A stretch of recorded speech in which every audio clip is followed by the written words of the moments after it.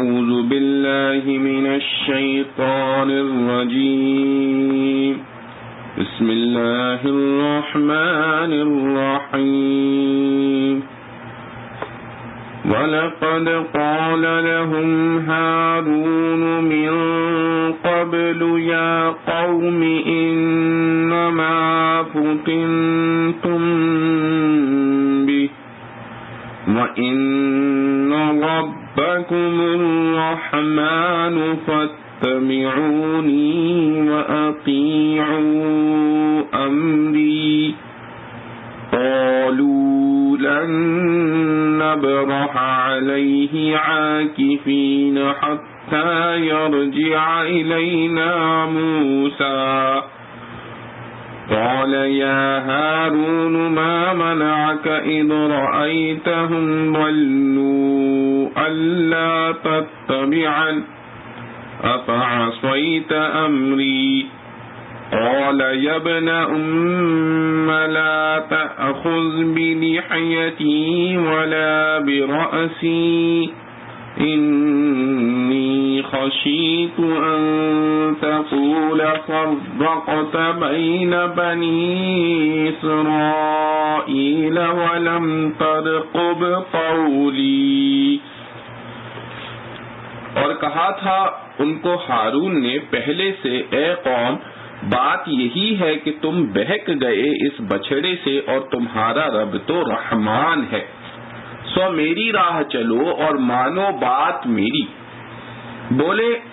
ہم برابر اسی پر لگے بیٹھے رہیں گے جب تک لوٹ کر آئے ہمارے پاس موسیٰ. کہا موسیٰ نے اے ہارون کس چیز نے روکا تجھ کو جب دیکھا تھا تو نے کہ وہ بہک گئے کہ تو میرے پیچھے نہ آیا؟ کیا تو نے رد کیا میرا حکم؟ وہ بولا اے میری ماں کے جنے، نہ پکڑ میری داڑھی اور نہ سر. میں ڈرا کہ تو کہے گا پھوٹ ڈال دی تو نے بنی اسرائیل میں اور یاد نہ رکھی میری بات. خلاصہ تفسیر. اور ان لوگوں سے ہارون علیہ السلام نے حضرت موسیٰ علیہ السلام کے لوٹنے سے پہلے بھی کہا تھا کہ اے میری قوم، تم اس گوسالہ کے سبب گمراہی میں پھنس گئے ہو، یعنی اس کی پرستش کسی طرح درست نہیں ہو سکتی، یہ کھلی گمراہی ہے. اور تمہارا رب حقیقی رحمان ہے، نہ کہ یہ گوسالہ. سو تم دین کے بارے میں میری راہ پر چلو اور اس باب میں میرا کہنا مانو، یعنی میرے قول و فعل کی اقتدا کرو. انہوں نے جواب دیا کہ جب تک موسیٰ علیہ السلام واپس ہو کر آئیں اسی کی عبادت پر جمے بیٹھے رہیں گے. غرض ہارون علیہ السلام کا کہنا نہیں مانا تھا، یہاں تک کہ موسیٰ علیہ السلام بھی آ گئے اور قوم سے اول خطاب کیا جو اوپر آ چکا. بعد اس کے ہارون علیہ السلام کی طرف متوجہ ہوئے اور کہا اے ہارون، جب تم نے ان کو دیکھا تھا کہ یہ بالکل گمراہ ہو گئے اور نصیحت بھی نہیں سنی تو اس وقت تم کو میرے پاس چلے آنے سے کون امر مانے ہوا تھا؟ یعنی اس وقت میرے پاس چلا آنا چاہیے تھا تاکہ ان لوگوں کو اور زیادہ یقین ہو، تاکہ تم ان کے فعل کو نہایت ناپسند کرتے ہو اور نیز ایسے باغیوں سے قطع تعلقات جس قدر زیادہ ہو بہتر ہے. سو کیا تم نے میرے کہنے کے خلاف کیا کہ میں نے کہا تھا لا تتبع سبیل المفسدین، جیسا پارہ نحم میں ہے، جس کے معنی یہ ہے کہ آپ مفسدین کے راستے کا اتباع نہ کریں، جس کے عموم میں یہ بھی داخل ہے کہ مفسدین کے ساتھ تعلقات نہ رکھیں اور سب سے الگ ہو جائیں. ہارون علیہ السلام نے کہا کہ اے میرے میاں جائے، یعنی میرے بھائی، تم میری داڑھی مت پکڑو اور نہ سر کے بال پکڑو اور میرا عذر سن لو. میرے تمہارے پاس نہ آنے کی یہ وجہ تھی کہ مجھ کو یہ اندیشہ ہو گیا کہ اگر میں آپ کی طرف چلا تو میرے ساتھ وہ لوگ بھی چلیں گے جو گوسالہ پرستی سے الگ رہے، تو بنی اسرائیل کی جماعت کے دو ٹکڑے ہو جائیں گے، کیونکہ گوسالہ کی پرستش کو برا سمجھنے والے میرے ساتھ ہوں گے اور دوسرے لوگ اس کی عبادت پر ہی جمے رہیں گے. اور اس حالت میں تم کہنے لگو کہ تم نے بنی اسرائیل کے درمیان تفریق ڈال دی، جو بعض اوقات ان کے ساتھ رہنے سے زیادہ مضر ہوتی ہے، کہ مفسدین خالی میدان پا کر بے خطر فساد میں ترقی کرتے ہیں، اور تم نے میری بات کا پاس نہ کیا کہ میں نے کہا تھا اصلح، یعنی اس صورت میں آپ مجھے یہ الزام دیتے کہ میں نے تمہیں اصلاح کرنے کا حکم دیا تھا، تم نے بنی اسرائیل میں تفریق ڈال کر فساد کھڑا کر دیا۔ معارف و مسائل۔ بنی اسرائیل میں گوسالہ پرستی کا فتنہ پھوٹ پڑا تو حضرت ہارون علیہ السلام نے موسیٰ علیہ السلام کی خلافت اور نیابت کا حق ادا کر کے قوم کو سمجھایا، مگر جیسا کہ پہلے بیان ہو چکا ہے ان میں 3 فرقے ہو گئے۔ ایک فرقہ تو حضرت ہارون علیہ السلام کے ساتھ رہا، ان کی اطاعت کی، اس نے گوسالہ پرستی کو گمراہی سمجھا، ان کی تعداد 12,000 بتلائی گئی ہے، قضا فی القرطبی۔ باقی 2 فرقے گوسالہ پرستی میں تو شریک ہو گئے، فرق اتنا رہا کہ ان دونوں میں سے ایک فرقے نے یہ اقرار کیا کہ موسیٰ علیہ السلام واپس آ کر اس سے منع کریں گے تو ہم گوسالہ پرستی کو چھوڑ دیں گے۔ دوسرا فرقہ اتنا پختہ تھا کہ اس کا یقین یہ تھا کہ موسیٰ علیہ السلام بھی واپس آ کر اسی کو معبود بنا لیں گے اور ہمیں اس طریقے کو بہرحال چھوڑنا نہیں ہے۔ جب ان دونوں فرقوں کا یہ جواب حضرت ہارون علیہ السلام نے سنا کہ ہم تو موسیٰ علیہ السلام کی واپسی تک گوسالہ ہی کی عبادت پر جمے رہیں گے، تو حضرت ہارون علیہ السلام اپنے ہم عقیدہ 12,000 ساتھیوں کو لے کر ان سے الگ تو ہو گئے، مگر رہنے سہنے وغیرہ کی جگہ وہی تھی، اس میں ان کے ساتھ اشتراک رہا۔ حضرت موسیٰ علیہ السلام نے واپس آ کر اول تو بنی اسرائیل کو وہ خطاب کیا جو پچھلی آیتوں میں بیان ہوا ہے، پھر اپنے خلیفہ حضرت ہارون علیہ السلام کی طرف متوجہ ہو کر ان پر سخت غصہ اور ناراضی کا اظہار کیا، ان کی داڑھی اور سر کے بال پکڑ لیے اور فرمایا کہ جب ان بنی اسرائیل کو آپ نے دیکھ لیا کہ کھلی گمراہی یعنی شرک و کفر میں مبتلا ہو کر گمراہ ہو گئے تو تم نے میرا اتباع کیوں نہ کیا، میرے حکم کی خلاف ورزی کیوں کی؟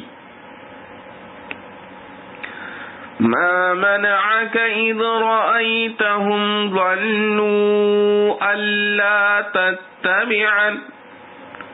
اس جگہ موسیٰ علیہ السلام کا ارشاد کہ تمہیں میرا اتباع کرنے سے کس چیز نے روکا، اس اتباع کا ایک مفہوم تو وہی ہے جو خلاصہ تفسیر میں اختیار کیا گیا کہ اتباع سے مراد موسیٰ علیہ السلام کے پاس طور پر چلا جانا ہے، اور بعض مفسرین نے اتباع کی مراد یہ قرار دی کہ جب یہ لوگ گمراہ ہو گئے تو آپ نے ان کا مقابلہ کیوں نہ کیا، کیونکہ میری موجودگی میں ایسا ہوتا تو میں یقیناً اس شرک و کفر پر قائم رہنے والوں سے جہاد اور مقاتلہ کرتا، تم نے ایسا کیوں نہ کیا۔ دونوں صورتوں میں حضرت موسیٰ علیہ السلام کی طرف سے ہارون علیہ السلام پر الزام یہ تھا کہ ایسی گمراہی کی صورت میں یا تو ان سے مقاتلہ اور جہاد کیا جاتا یا پھر ان سے براءت اور علیحدگی اختیار کر کے میرے پاس آ جاتے۔ ان کے ساتھ رہتے بستے رہنا حضرت موسیٰ علیہ السلام کے نزدیک ان کی خطا اور غلطی تھی۔ حضرت ہارون علیہ السلام نے اس معاملے کے باوجود ادب کی پوری رعایت کے ساتھ موسیٰ علیہ السلام کو نرم کرنے کے لیے خطاب یبن ام کے الفاظ سے کیا، یعنی میری ماں کے بیٹے۔ اس خطاب میں خاص اشارہ سختی کا معاملہ نہ کرنے کی طرف تھا کہ میں آپ کا بھائی ہی تو ہوں، کوئی مخالف تو نہیں، اس لیے آپ میرا عذر سنیں۔ پھر عذر یہ بیان کیا کہ مجھے خطرہ یہ پیدا ہو گیا کہ اگر میں نے ان لوگوں سے مقابلہ اور مقاتلہ کرنے پر آپ کے آنے سے پہلے اقدام کیا یا ان کو چھوڑ کر خود 12,000 بنی اسرائیل کے پاس ساتھ آپ کے پاس چلا گیا، یا ان کو چھوڑ کر خود 12,000 بنی اسرائیل کے ساتھ آپ کے پاس چلا گیا تو بنی اسرائیل میں تفرقہ پیدا ہو جائے گا، اور آپ نے جو چلتے وقت مجھے یہ ہدایت فرمائی کہ اخلفنی فی قومی واصلح، میں اس اصلاح کا مقتضا یہ سمجھا تھا کہ میں اس اصلاح کا مقتضا یہ سمجھا تھا کہ ان میں تفرقہ نہ پیدا ہونے دوں۔ ممکن ہے کہ آپ کے واپس آنے کے بعد یہ سب ہی سمجھ جائیں اور ایمان و اتحاد پر واپس آ جائیں۔ اور دوسری جگہ قرآن کریم میں ہارون علیہ السلام کے عذر میں یہ قول بھی ہے کہ ان القوم استضعفونی وکادوا یقتلوننی، یعنی قوم بنی اسرائیل نے مجھے ضعیف و کمزور سمجھا کیونکہ میرے ساتھی دوسروں کے مقابلے میں بہت کم تھے، اس لیے قریب تھا کہ وہ مجھے قتل کر ڈالتے۔ خلاصہ عذر کا یہ ہے کہ میں ان کی گمراہی کا ساتھی نہیں تھا،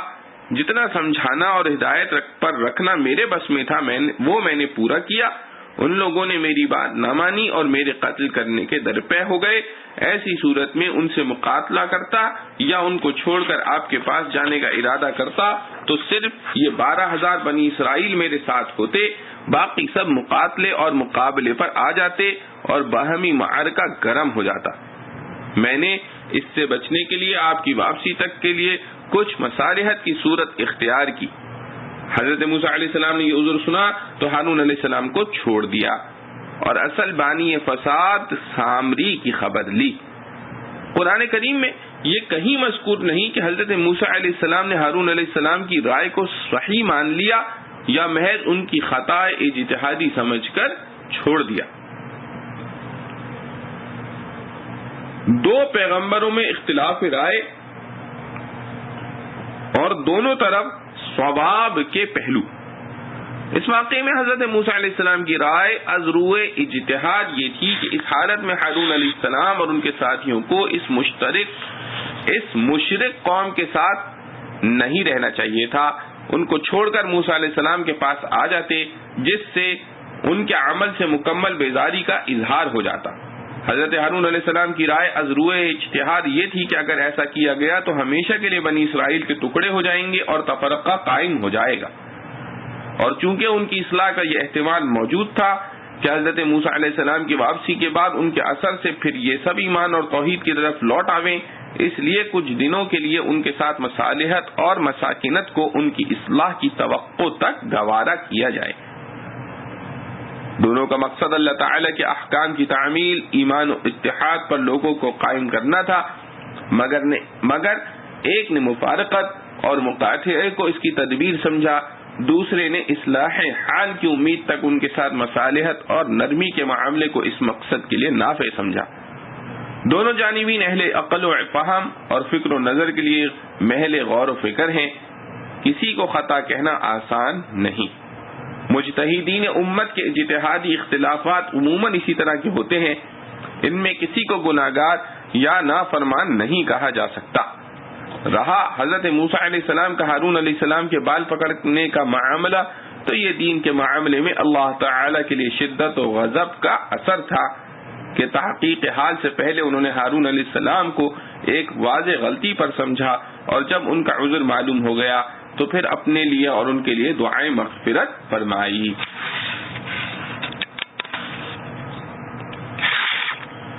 قال فما خطبك يا سامري قال بصرت بما لم يبصروا به فقبضت قبضة من أثر الرسول فنبذتها وكذلك سولت لي نفسي قال فاذهب فإن لك في الحياة أن تقول لا مساس وإن لك موعدا لن تخلفه فانظر إلى إلهك الذي ظلت عليه عاكفا لنحرقنه ثم لننسفنه في اليم نسفا إنما إلهكم الله الذي لا إله إلا هو وسع كل شيء علما۔ کہا موسیٰ نے اب تیری کیا حقیقت ہے سامری؟ بولا میں نے دیکھ لیا جو اوروں نے نہ دیکھا، پھر بھر لی میں نے ایک مٹھی پاؤں کے نیچے سے اس بھیجے ہوئے کے، پھر میں نے وہی ڈال دی اور یہی صلاح دی مجھ کو میرے جی نے۔ کہا موسیٰ نے دور ہو تیرے لیے زندگی بھر تو اتنی سزا ہے کہ کہا کرے مت چھیڑو، اور تیرے واسطے ایک وعدہ ہے وہ ہرگز تجھ سے خلاف نہ ہوگا۔ اور دیکھ اپنے معبود کو جس پر تمام دن تو معتکف رہتا تھا، ہم اس کو جلا دیں گے پھر بکھیر دیں گے دریا میں اڑا کر۔ تمہارا معبود تو وہی اللہ ہے جس کے سوا کسی کی بندگی نہیں، سب چیز سما گئی ہے اس کے علم میں۔ خلاصہ تفسیر، پھر سامری کی طرف متوجہ ہوئے اور اس سے کہا کہ اے سامری، تیرا کیا معاملہ ہے، یعنی تو نے یہ حرکت کیوں کی؟ اس نے کہا کہ مجھ کو ایسی چیز نظر آئی تھی جو اوروں کو نظر نہ آئی تھی، یعنی حضرت جبرائیل علیہ السلام گھوڑے پر چڑھے ہوئے جس روز دریا سے پار اترے ہیں، جو بمصلحت نصرت مؤمنین و اہلاک کفار کے آئے ہوں گے، اور تاریخ طبری میں صدی سے بسند نقل کیا ہے کہ حضرت جبرائیل موسیٰ علیہ السلام کے پاس یہ حکم لے کر گھوڑے پر سوار ہو کر آئے تھے کہ آپ طور پر جامیں، تو اس وقت سامری نے دیکھا تھا۔ پھر میں نے اس پرستارہ خداوندی کی سواری کے نقش قدم سے ایک مٹھی بھر کر خاک اٹھا لی تھی، اور خود بخود میرے قلب میں یہ بات آئی کہ اس میں زندگی کے اثرات ہوں گے، جس چیز پر ڈالی جائے گی اس میں زندگی پیدا ہو جائے گی۔ سو میں نے وہ مٹھی خاک اس بچڑے کے قالب کے اندر ڈال دی، اور میرے جی کو یہ بات بھائی اور پسند آئی۔ آپ نے فرمایا تو بس تیرے لیے اس دنیاوی زندگی میں یہ سزا تجویز کی گئی ہے کہ تو یہ کہتا پھرے گا کہ مجھ کو کوئی ہاتھ نہ لگانا، اور تیرے لیے سزا کے علاوہ ایک اور وعدہ حق تعالی جل شانہ کے عذاب کا ہے جو تجھ سے ٹلنے والا نہیں، یعنی آخرت میں جدا عذاب ہوگا۔ اور تو اپنے اس معبود باطل کو دیکھ جس کی عبادت پر تو جمع ہوا بیٹھا تھا، دیکھ ہم اس کو جلا دیں گے پھر اس کی راکھ کو دریا میں بکھیر کر بہا دیں گے تاکہ نام و نشان اس کا نہ رہے۔ بس تمہارا حقیقی معبود تو صرف اللہ ہے جس کے سوا کوئی عبادت کے لائق نہیں، وہ اپنے علم سے تمام چیزوں کو احاطہ کیے ہوئے ہے۔ معارف و مسائل، بصرت بما لم يبصروا به، یعنی وہ چیز دیکھی جو دوسروں نے نہیں دیکھی۔ اس سے مراد جبرائیل امین ہے، اور ان کے دیکھنے کے واقعے میں ایک روایت تو یہ ہے کہ جس وقت حضرت موسیٰ علیہ السلام کے اعجاز سے دریائے قلزم میں خشک راستے بن گئے اور بنی اسرائیل ان راستوں سے گزر گئے اور فرعونی لشکر دریا میں داخل ہو رہا تھا، تو جبرائیل امین گھوڑے پر سوار یہاں موجود تھے۔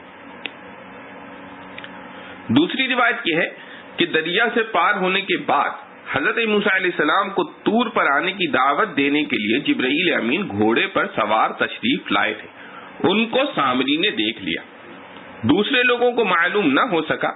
اس کی وجہ حضرت ابن عباس رضی اللہ عنہ کی ایک روایت میں یہ ہے کہ سامری کی پرورش خود جبرائیل امین کے ذریعے ہوئی تھی۔ جس وقت اس کی ماں نے اس کو غار میں ڈال دیا تھا تو جبرائیل امین روزانہ اس کو غذا دینے کے لیے آتے تھے، اس کی وجہ سے وہ ان سے مانوس تھا اور پہچانتا تھا، دوسرے لوگ نہیں پہچان سکے۔ بیان القرآن۔ فقبضت قبضة من اثر الرسول، رسول سے مراد اس جگہ فرستادہ خداوندی حضرت جبرائیل امین ہے۔ سامری کے دل میں شیطان نے یہ بات ڈالی کہ جبرائیل امین کے گھوڑے کا قدم جس جگہ پڑتا ہے وہاں کی مٹی میں حیات و زندگی کے خاص اثرات ہوتے ہیں، وہاں کی مٹی میں حیات و زندگی کے خاص اثرات ہوں گے، یہ مٹی اٹھا لی جاوے۔ اس نے نشان قدم کی مٹی اٹھا لی۔ یہ بات حضرت ابن عباس رضی اللہ عنہ کی روایت میں ہے، یعنی سامری کے دل میں خود بخود یہ بات پیدا ہوئی کہ نشان قدم کی اس مٹی کو جس چیز پر ڈال کر یہ کہا جائے گا کہ فلاں چیز بن جا تو وہی چیز بن جائے گی۔ اور بعض حضرات نے فرمایا کہ سامری نے گھوڑے کے نشان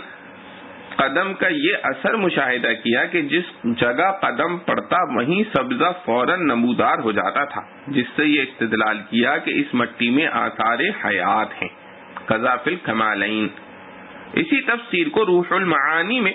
صحابہ و تابعین اور جمہور مفسرین سے منقول کہا ہے، اور اس میں آج کل ظاہر پرست لوگوں نے جو شبہات نکالے ہیں ان سب کا جواب دیا ہے۔ فجزاہ اللہ خیر الجزاء۔ پھر جب بنی اسرائیل کے جمع کیے زیورات سے اس نے ایک بچڑے کی حیت بنا لی تو اپنے گمان کے مطابق کہ اس مٹی میں آثار حیات ہیں، جس چیز میں ڈالی جائے گی اس میں زندگی پیدا ہو جائے گی، اس نے یہ مٹی اس بچڑے کے اندر ڈال دی۔ بقدرت خداوندی اس میں حیات کے آثار پیدا ہو گئے اور بولنے لگا۔ اور حدیث فتون میں جو پہلے مفصل آ چکی ہے، اس میں یہ ہے کہ اس نے حضرت ہارون علیہ السلام سے دعا کرائی کہ اب میں اپنے ہاتھ میں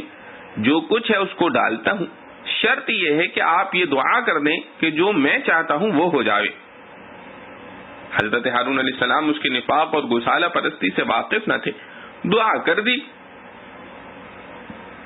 اور اس نے وہ خاک نشان قدم کی اس میں ڈال دی تو حضرت ہارون علیہ السلام کی دعا سے اس میں حیات کے آثار پیدا ہو گئے۔ ایک روایت کے حوالے سے یہ پہلے لکھا جا چکا ہے کہ سامری فارس یا ہندوستان کا باشندہ اس قوم کا فرد تھا جو گائے کی پرستش کرتی ہے۔ مصر پہنچ کر حضرت موسیٰ علیہ السلام پر ایمان لے آیا، بعد میں پھر مرتد ہو گیا، یا پہلے ہی ایمان کا اظہار منافقانہ کیا تھا پھر نفاق ظاہر ہو گیا۔ اس اظہار ایمان کا فائدہ اس کو یہ پہنچا کہ بنی اسرائیل کے ساتھ دریا سے پار ہو گیا۔ فَإِنَّ لَكَ فِي الْحَيَاةِ أَن تَقُولَ لَا مِسَاسَ۔ حضرت موسیٰ علیہ السلام نے سامری کے لیے دنیا کی زندگی میں یہ سزا تجویز کی کہ سب لوگ اس سے مقاطعہ کریں، کوئی اس کے پاس نہ جاوے، اور اس کو بھی یہ حکم دیا کہ کسی کو ہاتھ نہ لگائے اور زندگی بھر اسی طرح وحشی جانوروں کی طرح سب سے الگ رہے۔ یہ سزا ہو سکتا ہے کہ ایک قانون کی صورت میں ہو جس کی پابندی اس پر اور دوسرے سب بنی اسرائیل پر من جانب موسیٰ علیہ السلام لازم کر دی گئی ہو، اور یہ بھی ممکن ہے کہ قانونی حیثیت کی سزا سے آگے خود اس کی ذات میں بقدرت خداوندی کوئی ایسی بات پیدا کر دی گئی ہو کہ نہ وہ دوسروں کو چھو سکے نہ کوئی دوسرا اس کو چھو سکے، جیسا کہ بعض روایات میں ہے کہ موسیٰ علیہ السلام کی بددعا سے اس میں یہ کیفیت پیدا ہو گئی تھی کہ اگر یہ کسی کو ہاتھ لگا دے یا کوئی اس کو ہاتھ لگا دے تو دونوں کو بخار چڑھ جاتا تھا۔ قضا فی المعالم۔ اس ڈر کے مارے وہ سب سے الگ بھاگا پھرتا تھا، اور جب کسی کو قریب آتا دیکھتا تو دور سے پکارتا تھا، لا مساس، یعنی کوئی مجھے نہ چھوئے۔ سامری کی سزا میں ایک لطیفہ روح المعانی میں بحوالہ بحر محیط نقل کیا ہے کہ حضرت موسیٰ علیہ السلام نے سامری کو قتل کر دینے کا ارادہ کیا تھا، مگر اللہ تعالی نے اس کی سخاوت اور لوگوں کی خدمت کرنے کی وجہ سے قتل کی سزا سے منع فرما دیا۔ لَنُحَرِّقَنَّهُ، یعنی ہم اس کو آگ میں جلائیں گے۔ یہاں یہ سوال پیدا ہوتا ہے کہ یہ بچڑا سونے چاندی کے زیورات سے گھڑا ہوا تھا تو اس کے آگ میں جلانے کی کیا صورت ہوگی؟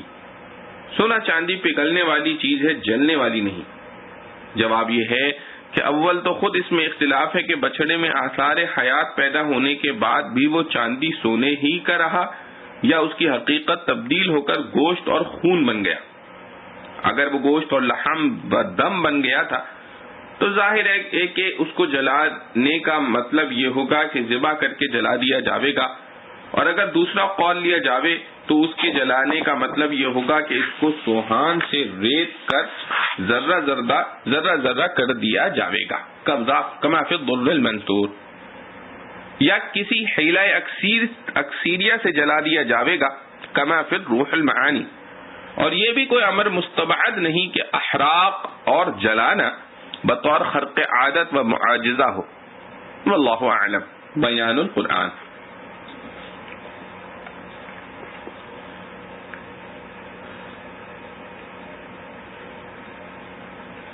كذلك نقص عليك من أنباء ما قد سبق وقد آتيناك من لدنا ذكرا من أعرض عنه فإنه يحمل يوم القيامة وزرا خالدين فيه وساء لهم يوم القيامة حملا يوم ينفخ في الصور ونحشر المجرمين يومئذ زرقا يتخافتون بينهم من لبثتم إلا عشرا نحن أعلم بما يقولون إذ يقول أمثلهم طريقة إن لبثتم إلا يوما ويسألونك عن الجبال فقل ينسفها ربي نسفا فيذرها قاعا صفصفا لا ترى فيها عوجا ولا أمتا يومئذ يتبعون الداعي لا عوج له وخشعت الأصوات للرحمن فلا تسمع إلا همسا يومئذ لا تنفع الشفاعة إلا من أذن له الرحمن ورضي له قولا يعلم ما بين أيديهم وما خلفهم ولا يحيطون به علما وعنت الوجوه للحي القيوم وقد خاب من حمل ظلما ومن يعمل من الصالحات وهو مؤمن فلا يخاف ظلما ولا هضما وكذلك أنزلناه قرآنا عربيا وصرفنا فيه من الوعيد لعلهم يتقون أو يحدث لهم ذكرا فتعالى الله الملك الحق ولا تعجل بالقرآن من قبل أن يقضى إليك وحيه وقل رب زدني علما. یوں سناتے ہیں ہم تجھ کو ان کے احوال جو پہلے گزر چکے، اور ہم نے دی تجھ کو اپنے پاس سے پڑھنے کی کتاب. جو کوئی منہ پھیر لے اس سے سو وہ اٹھائے گا دن قیامت کے ایک بوجھ. سدا رہیں گے اس میں اور برا ہے ان پر قیامت میں وہ بوجھ اٹھانے کا. جس دن پھونکیں گے سور میں اور گھیر لائیں گے ہم گناہگاروں کو اس دن نیلی آنکھیں. چپکے چپکے کہتے ہوں گے آپس میں تم نہیں رہے مگر 10 دن. ہم کو خوب معلوم ہے جو کچھ کہتے ہیں، جب بولے گا ان میں اچھی راہ روش والا، تم نہیں رہے مگر 1 دن. اور تجھ سے پوچھتے ہیں پہاڑوں کا حال، سو تو کہہ ان کو بکھیر دے گا میرا رب اڑا کر، پھر کر چھوڑے گا زمین کو صاف میدان، نہ دیکھے تو اس میں موڑ اور نہ ٹیلا. اس دن پیچھے دوڑیں گے پکارنے والے کے، ٹیڑھی نہیں جس کی بات، اور دب جائیں گی آوازیں رحمان کے ڈر سے. پھر تو نہ سنے گا مگر کھس کھسی آواز. اس دن کام نہ آئے گی سفارش مگر جس کو اجازت دی رحمان نے. اور پسند کی اس کی بات. وہ جانتا ہے جو کچھ ہے ان کے آگے اور پیچھے، اور یہ قابو میں نہیں لا سکتے اس کو دریافت کر کر. اور رگڑتے ہیں منہ آگے اس جیتے ہمیشہ رہنے والے کے، اور خراب ہوا جس نے بوجھ اٹھایا ظلم کا. اور جو کوئی کرے کچھ بھلائیاں اور وہ ایمان بھی رکھتا ہو، سو اس کو ڈر نہیں بے انصافی کا اور نہ نقصان پہنچنے کا. اور اسی طرح اتارا ہم نے قرآن عربی زبان کا، اور پھیر پھیر کر سنائی اس میں ڈرانے کی باتیں تاکہ وہ پرہیز کریں یا ڈالے ان کے دل میں سوچ. سو بلند درجہ اللہ کا، اس سچے بادشاہ کا، اور تو جلدی نہ کر قرآن کے لینے میں جب تک پورا نہ ہو چکے اس کا اترنا، اور کہہ اے رب زیادہ کر میری سمجھ. خلاصہ تفسیر. ربط آیات. سورہ طٰہٰ میں اصل بیان توحید، رسالت اور آخرت کے اصولی مسائل کا ہے. انبیاء علیہ السلام کے واقعات اسی سلسلے میں بیان ہوئے، اور حضرت موسیٰ علیہ السلام کا قصہ بڑی تفصیل سے ذکر ہوا ہے، اور اس کے ضمن میں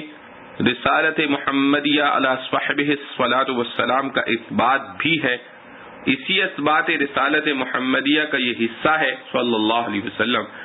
جو اگلی آیات میں بیان ہوا ہے کہ ان واقعات و قصص کا اظہار ایک نبی امی کی زبان سے خود دلیل رسالت و نبوت اور وحی الہی کی ہے،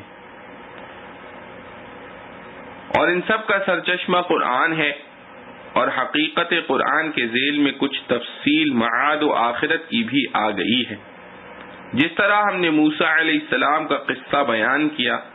اسی طرح ہم آپ سے اور واقعات گزشتہ کی خبریں اور حکایتیں بھی بیان کرتے رہتے ہیں تاکہ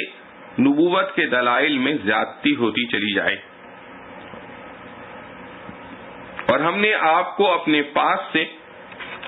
ایک نصیحت نامہ دیا ہے، یعنی قرآن، جس میں وہ خبریں ہیں اور وہ خود بھی استقلالاً بوجہ اپنے اعجاز کے دلیل نبوت ہے. اور وہ نصیحت نامہ ایسا ہے کہ جو لوگ اس کے مضامین ماننے سے روگردانی کریں گے، سو وہ قیامت کے روز بڑا بھاری بوجھ عذاب کا لادے ہوں گے، اور وہ اس عذاب میں ہمیشہ رہیں گے. اور یہ بوجھ قیامت کے روز ان کے لیے بڑا بوجھ ہوگا،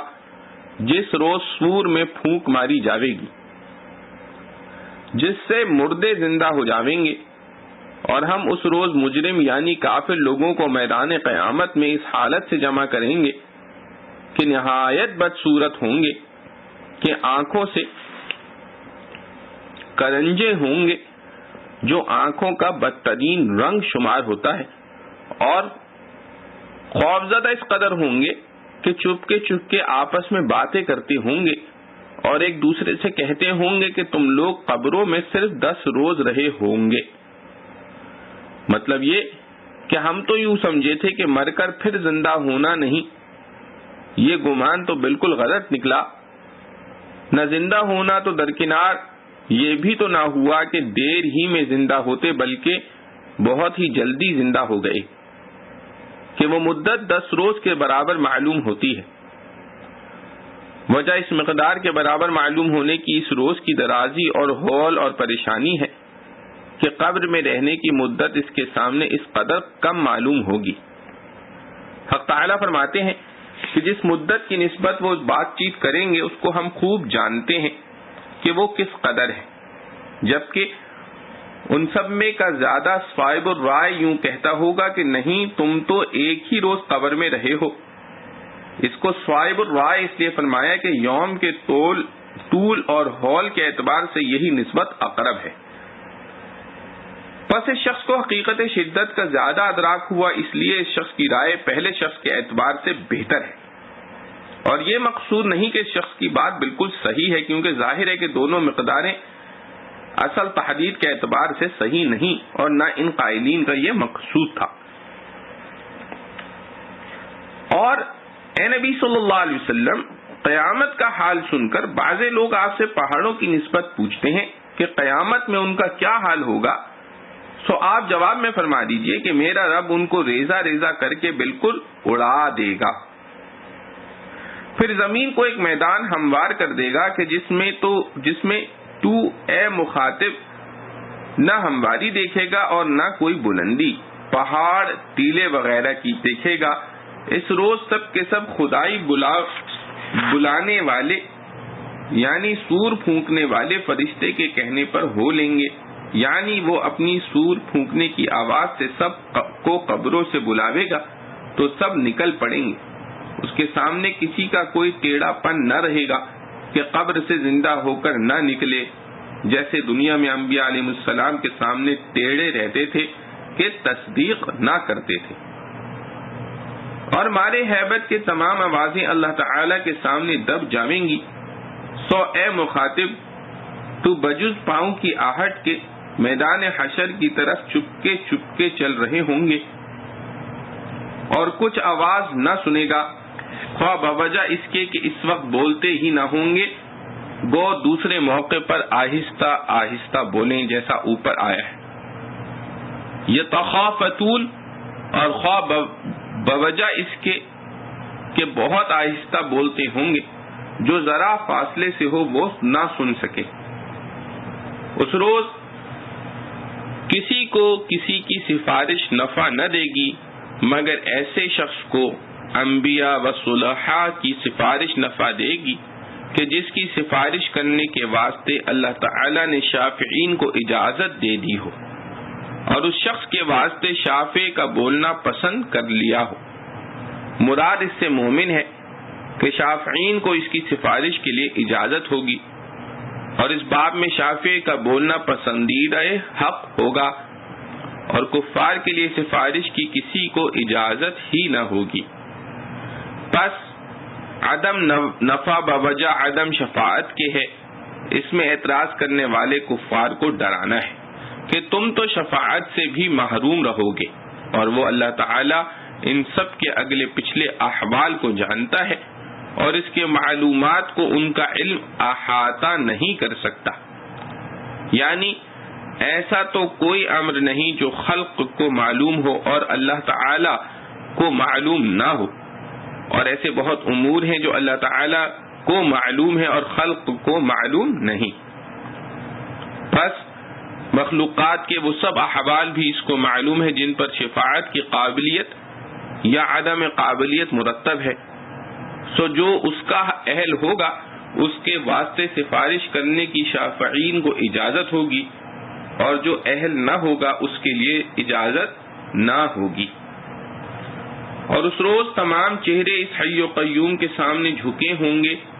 اور سب متکبرین اور منکرین کا تکبر و انکار ختم ہو جاوے گا،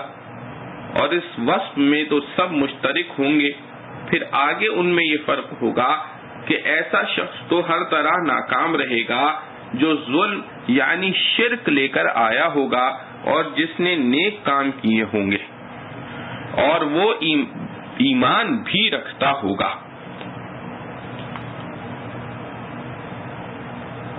ایسا شخص تو ہر طرح ناکام رہے گا جو ظلم یعنی شرک لے کر آیا ہوگا اور جس نے نیک کام کیے ہوں گے اور وہ ایمان بھی رکھتا ہوگا، سو اس کو کامل ثواب ملے گا، نہ کسی زیادتی کا اندیشہ ہوگا اور نہ کمی کا۔ مثلا یہ کہ کوئی گناہ اس کے نامہ اعمال میں زیادہ لکھ دیا جاوے یا کوئی نیکی کم لکھ دی جاوے، اور یہ کنایہ ہے کمال ثواب سے، پس اس کے مقابلے میں کفار سے ثواب کی نفی مقصود ہوگی بوجہ عدم موجب ثواب کے، گو ظلم اور حق تلفی کفار کی بھی نہ ہوگی۔ اور کفار کے نیک اعمال کا حساب میں نہ لکھا جانا یہ کوئی ظلم نہیں بلکہ اس لیے ہے کہ ان کے اعمال شرط ایمان سے خالی ہونے کی وجہ سے کالعدم ہو گئے۔ اور ہم نے جس طرح یہ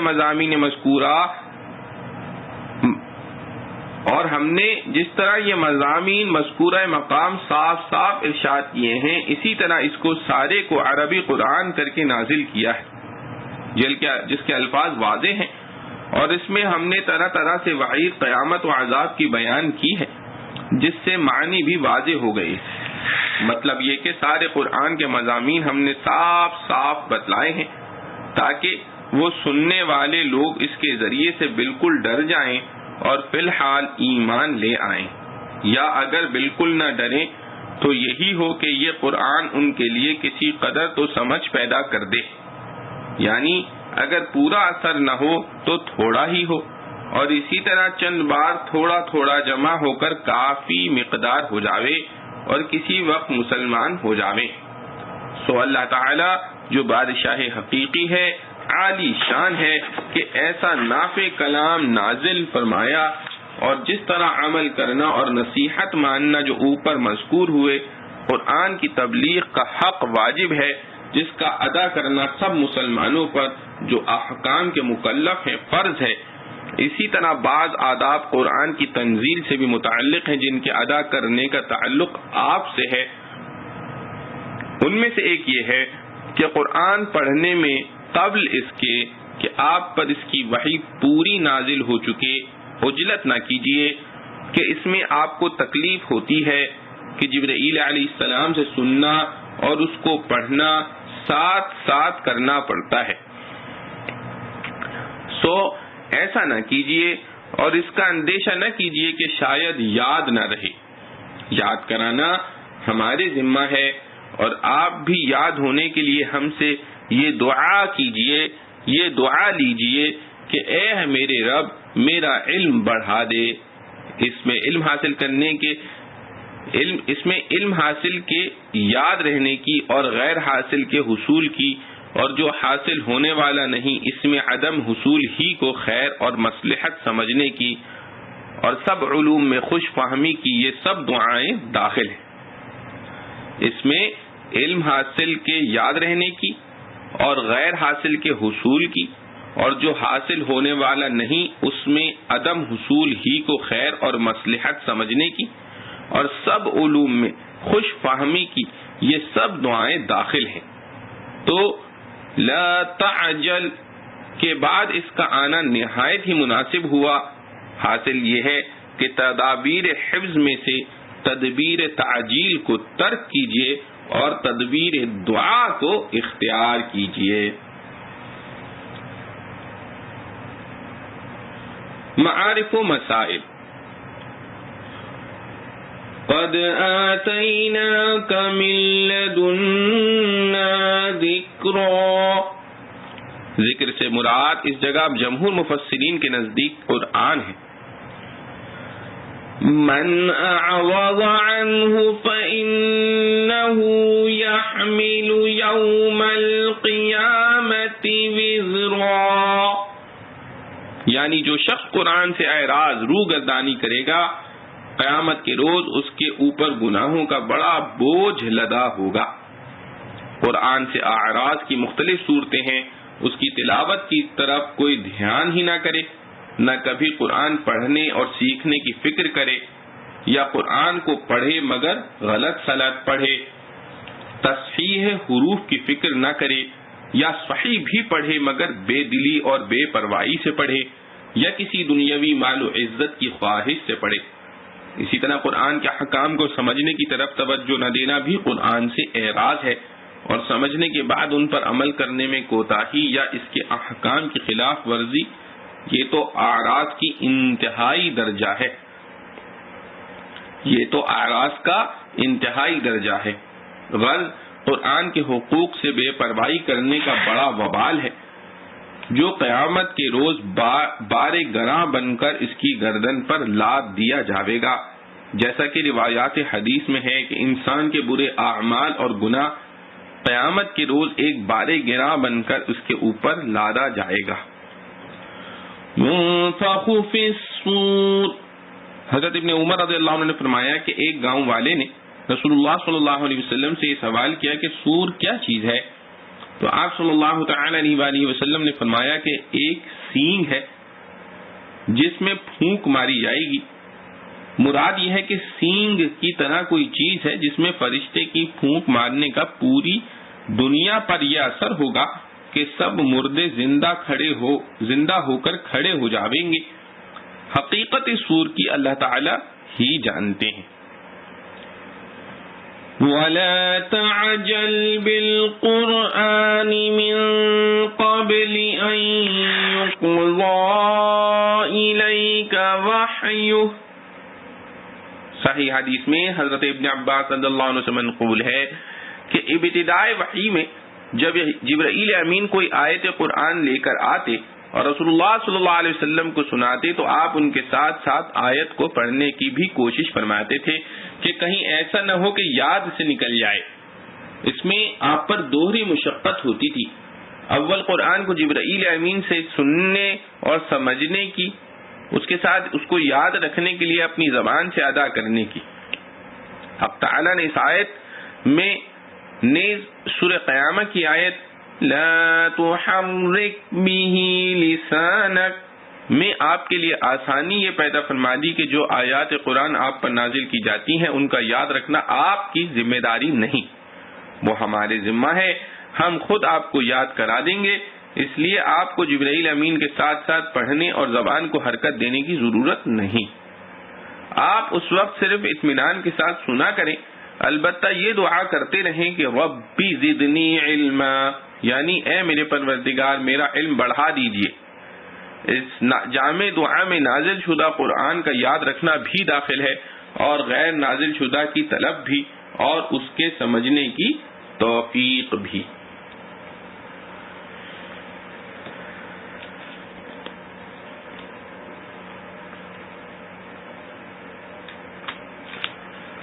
وَلَقَدْ عَهِدْنَا إِلَىٰ آدَمَ مِن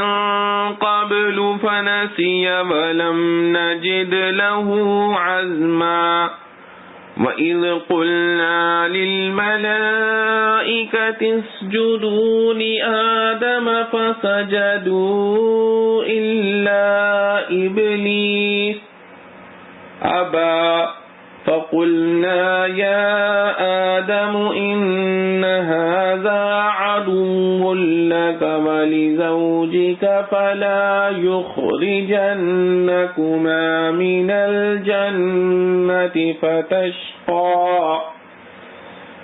إِنَّ لَكَ أَلَّا تَجُوعَ فِيهَا وَلَا تَعْرَىٰ وَأَنَّكَ لَا تَظْمَأُ فِيهَا وَلَا تَضْحَىٰ.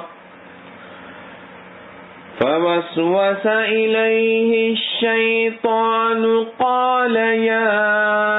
آدم هل أدلك على شجرة الخلد وملك لا يبلى فأكلا منها فبدت لهما سوآتهما وطفقا يخصفان عليهما من ورق الجنة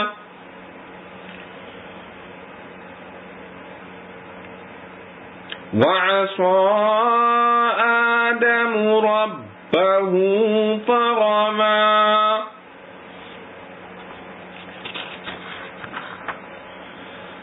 ثم اجتباه ربه فتاب عليه وهدى قال اهبطا منها جميعا بعضكم لبعض عدو فإما يأتينكم مني هدى فمن اتبع هداي فلا يضل ولا يشقى ومن أعرض عن ذكري فإن له معيشة ضنكا ونحشره يوم القيامة أعمى قال رب لم حشرتني أعمى وقد كنت بصيرا قال كذلك أتتك آياتنا فنسيتها وكذلك اليوم تنسى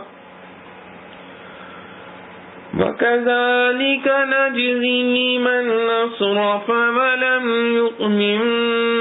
بآيات ربه وَلَعَذَابُ الْآخِرَةِ أَشَدُّ وَأَبْقَىٰ.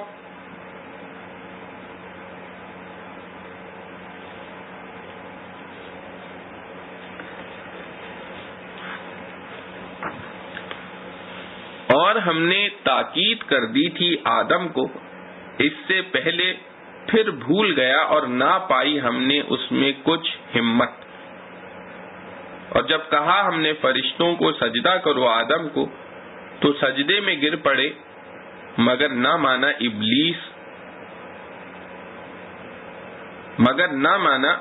ابلیس نے. پھر کہہ دیا ہم نے اے آدم یہ دشمن تیرا ہے اور تیرے جوڑے کا، سو نکلوا نہ دے تم کو بہشت سے، پھر تو پڑ جائے تکلیف میں. تجھ کو یہ ملا ہے کہ نہ بھوکا ہو تو اس میں اور نہ ننگا، اور یہ کہ نہ پیاس کھینچے تو اس میں اور نہ دھوپ. پھر جی میں ڈالا اس کے شیطان نے، کہا اے آدم میں بتاؤں تجھ کو درخت سدا زندہ رہنے کا اور بادشاہی جو پرانی نہ ہو. پھر دونوں نے کھا لیا اس میں سے، پھر کھل گئی ان پر ان کی بری چیزیں اور لگے گانٹھنے اپنے اوپر پتے بہشت کے. اور حکم ٹالا آدم نے اپنے رب کا، پھر راہ سے بہکا. پھر نواز دیا اس کو اس کے رب نے، پھر متوجہ ہوا اس پر اور راہ پر لایا. فرمایا اترو یہاں سے، دونوں اکٹھے رہو ایک دوسرے کے دشمن. پھر اگر پہنچے تم کو میری طرف سے ہدایت، پھر جو چلا میری بتلائی راہ پر سو وہ نہ بہکے گا اور نہ وہ تکلیف میں پڑے گا. اور جس نے منہ پھیرا میری یاد سے تو اس کو ملنی ہے گزران تنگی کی، اور لائیں گے ہم اس کو دن قیامت کے اندھا. وہ کہے گا اے رب کیوں اٹھا لیا تو مجھ کو اے رب کیوں اٹھا لایا تو مجھ کو اندھا، اور میں تو تھا دیکھنے والا. فرمایا یوں ہی پہنچی تھیں تجھ کو ہماری آیتیں، پھر تو نے ان کو بھلا دیا، اور اسی طرح آج تجھ کو بھلا دیں گے، اور اسی طرح بدلہ دیں گے ہم اس کو جو حد سے نکلا اور یقین نہ لایا اپنے رب کی باتوں پر. اور آخرت کا عذاب سخت ہے اور بہت باقی رہنے والا. خلاصہ تفسیر. اور اس سے بہت زمانہ پہلے ہم آدم علیہ السلام کو ایک حکم دے چکے تھے جس کا بیان آگے آتا ہے. سو ان سے غفلت اور بے احتیاطی ہو گئی اور ہم نے اس حکم کے اہتمام میں ان میں پختگی اور ثابت قدمی نہ پائی. اور اس اجمال کی تفصیل اگر مطلوب ہو تو وہ وقت یاد کرو جبکہ ہم نے فرشتوں سے ارشاد فرمایا کہ آدم علیہ السلام کے سجدہ کے سامنے سجدہ تحیت کرو. سب نے سجدہ کیا بجز ابلیس کے کہ اس نے انکار کیا. پھر ہم نے آدم علیہ السلام سے کہا کہ اے آدم یاد رکھو یہ بلا شبہ تمہارا اور تمہاری بیوی کا اس وجہ سے دشمن ہے کہ تمہارے معاملے میں مردود ہوا. سو کہیں تم دونوں کو جنت سے نہ نکلوا دے، یعنی اس کے کہنے سے کوئی ایسا کام مت کر بیٹھنا کہ جنت سے باہر کیے جاؤ، پھر مصیبت اکتساب معاش میں پڑ جاؤ اور ساتھ میں تمہاری بیوی بھی، مگر زیادہ حصہ مصیبت کا تم کو بھگتنا پڑے. اور یہاں جنت میں تو تمہارے لیے یہ آرام ہے کہ تم نہ کبھی بھوکے ہوگے جس سے تکلیف ہو یا اس کی تدبیر میں دیر اور پریشانی ہو، اور نہ ننگے ہوگے کہ کپڑا نہ ملے یا احتیاج کے اتنی دیر بعد ملے کہ تکلیف ہونے لگے، اور نہ یہاں پیاسے ہوگے کہ پانی نہ ملے یا دیر ہونے سے تکلیف ہو، اور نہ دھوپ میں تپو گے کیونکہ جنت میں دھوپ ہی نہیں، اور مکان بھی ہر طرح پناہ کے ہیں، بخلاف اس حالت کے کہ اگر جنت سے نکل کر دنیا میں گئے تو یہ ساری مصیبتیں پیش آویں گی۔ اس لیے ان امور کو پیش نظر رکھ کر خوب ہی ہوشیاری و بیداری سے رہنا۔ پھر ان کو شیطان نے جھانسا دیا یعنی بہکایا، کہنے لگا کہ اے آدم، کیا میں تم کو ہمیشگی کی خاصیت کا درخت بتلا دوں کہ اس کے کھانے سے ہمیشہ شاد و آباد رہو، اور ایسی بادشاہی جس میں کبھی خوف نہ آوے؟ سو اس کے بہکانے سے دونوں نے اس درخت سے کھا لیا جس سے ممانعت ہوئی تھی، اور شیطان نے اس کو شجرۃ الخلد کہہ کر بہکایا تھا، تو اس کے کھاتے ہی ان دونوں کے ستر ایک دوسرے کے سامنے کھل گئے، اور اپنا بدن ڈھانکنے کو دونوں اپنے بدن کے اوپر جنت کے درختوں کے پتے چپکانے لگے، اور آدم سے اپنے رب کا قصور ہو گیا، سو جنت میں ہمیشہ رہنے کا مقصد حاصل کرنے کے باب میں غلطی میں پڑ گئے۔ پھر جب انہوں نے معذرت کی تو ان کے رب نے زیادہ مقبول بنا لیا، سو ان پر مہربانی سے توجہ فرمائی اور راہ راست پر ہمیشہ قائم رکھا کہ پھر ایسی خطا نہیں ہوئی۔ اور جب درخت کھا لیا تو اللہ تعالی نے فرمایا کہ دونوں کے دونوں جنت سے اترو اور دنیا میں ایسی حالت سے جاؤ کہ تمہارے فرزندوں میں ایک کا دشمن ایک ہوگا،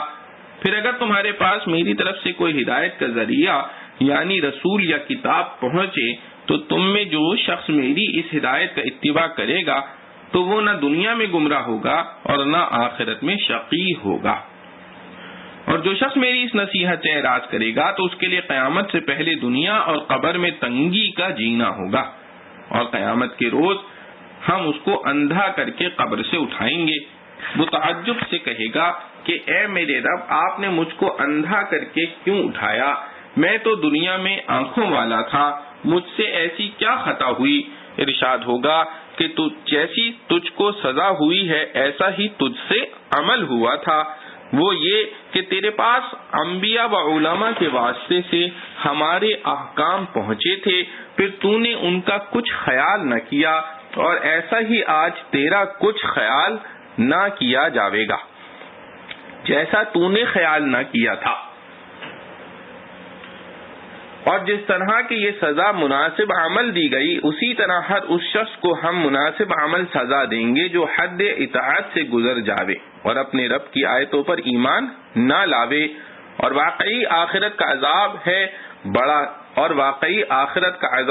بڑا سخت اور بڑا دیر پا کہ اس کی کہیں انتہا ہی نہیں، تو اس سے بچنے کا بہت ہی اہتمام کرنا واجب ہے۔ معارف و مسائل ربط، یہاں سے حضرت آدم علیہ السلام کا قصہ بیان ہوتا ہے۔ یہ قصہ اس سے پہلے سورہ بقرہ اور اعراف میں، پھر کچھ سورہ حجر اور سورہ کہف میں گزر چکا ہے، اور آخر میں سورہ صاد میں آئے گا۔ ہر مقام پر اس کے مناسب اجزاء قصے کو مع ہدایت متعلقہ کے بیان کیا گیا ہے۔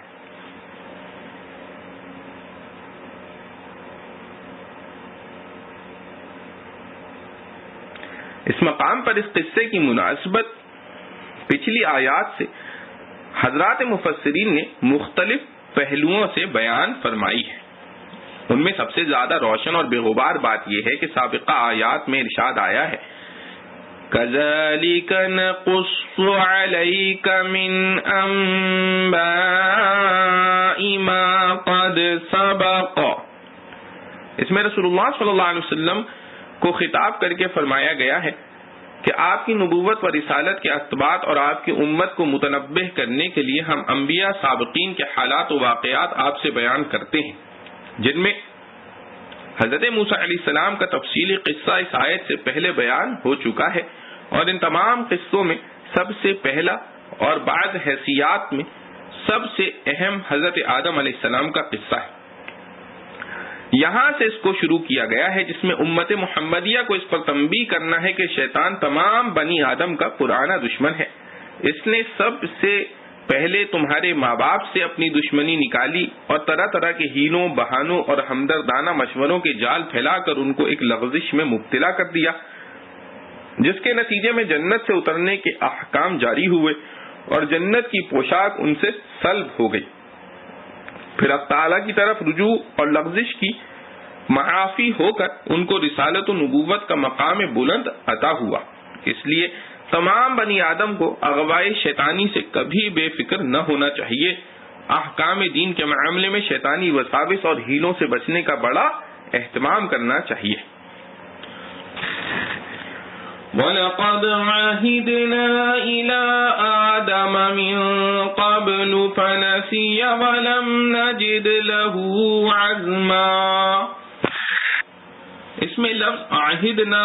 امرنا یا وصفینا، اس میں لفظ عہدنا، امرنا یا وصفینا کے معنی میں ہے۔ مطلب یہ ہے کہ ہم نے اس واقعے کے متعلق آپ سے بہت پہلے آدم علیہ السلام کو ایک وصیت کی تھی، یعنی تاکیدی حکم دیا تھا، جس کا ذکر سورہ بقرہ وغیرہ میں بھی آ چکا ہے اور آگے بھی کچھ آ رہا ہے، کہ ایک درخت کو معین کر کے بتلا دیا تھا کہ اس درخت کو، یعنی اس کے پھل پھول یا کسی جز کو نہ کھانا اور اس کے قریب بھی نہ جانا،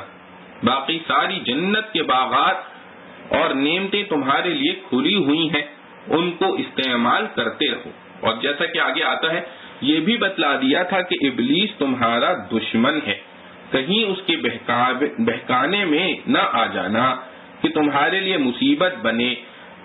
مگر آدم علیہ السلام بھول گئے اور ان میں ہم نے ارادے کی پختگی نہ پائی۔ یہاں دو لفظ آئے ہیں، ایک نسیان اور دوسرے عزم۔ نسیان کے معنی مشہور ہیں، بھول جانا، غفلت میں پڑ جانا، اور عزم کے لفظی معنی کسی کام کے لیے اپنے ارادے کو مضبوط باندھنے کے ہیں۔ ان دونوں لفظوں سے مراد اس جگہ کیا ہے، اس کے سمجھنے سے پہلے یہ جان لینا ضروری ہے کہ حضرت آدم علیہ السلام اللہ تعالی جل جلالہ وعم نوالہ کے اولو العزم پیغمبروں میں سے ہیں، اور پیغمبر سب کے سب گناہوں سے معصوم ہوتے ہیں۔ پہلے لفظ میں حضرت آدم علیہ السلام پر نسیان اور بھول طاری ہو جانے کا ذکر ہے،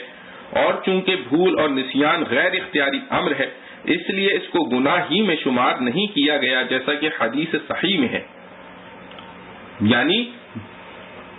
میری امت سے خطا اور نسیان کا گناہ معاف کر دیا گیا ہے۔ اور قرآن کریم کا ارشاد عام ہے، لا يكلف الله نفسا الا وسعها، یعنی اللہ تعالیٰ کسی شخص کو ایسا حکم نہیں دیتے جو اس کے اختیار و قدرت سے باہر ہو۔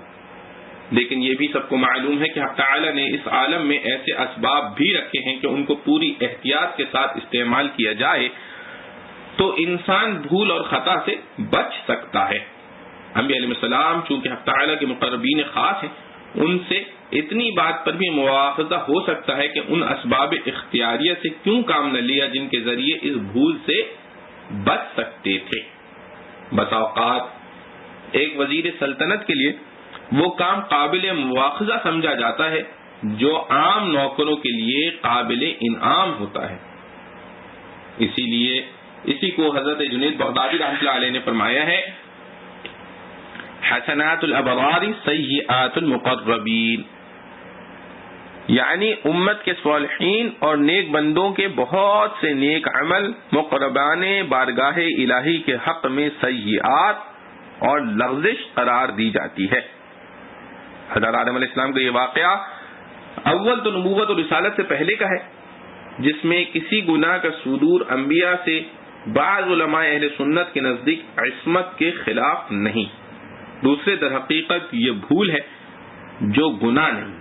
مگر حضرت آدم علیہ السلام کے مقام بلند اور تقرب حق سبحانہ و تعالی کے لحاظ سے اس کو بھی ان کے حق میں ایک لغزش قرار دی گئی، جس پر اللہ تعالی کی طرف سے عتاب ہوا، اور ان کو متنبہ کرنے کے لیے اس لغزش کو عصیان کے لفظ سے تعبیر کیا گیا، جیسا کہ آگے آتا ہے۔ دوسرا لفظ عزم ہے، اور اسی آیت میں یہ فرمایا کہ آدم علیہ السلام میں یہ عزم نہ پایا گیا، اوپر معلوم ہو چکا ہے کہ عزم کے معنی کسی کام کے ارادے پر مضبوطی سے قائم رہنے کے ہیں۔ حضرت آدم علیہ السلام حکم ربانی کی تعمیل کا مکمل فیصلہ اور قصد کیے ہوئے تھے، مگر شیطانی وساوس سے اس قصد کی مضبوطی میں فرق آ گیا اور بھول نے اس پر قائم نہ رہنے دیا۔ واللہ اعلم۔ وَإِذْ قُلْنَا لِلْمَلَائِكَةِ، یہ اس عہد کا مختصر بیان ہے جو اللہ تعالی نے حضرت آدم علیہ السلام سے لیا تھا۔ اس میں تخلیق آدم کے بعد سب فرشتوں کو اور ان کے ضمن میں ابلیس کو بھی، کیونکہ اس وقت تک ابلیس جنت میں فرشتوں کے ساتھ رہتا تھا،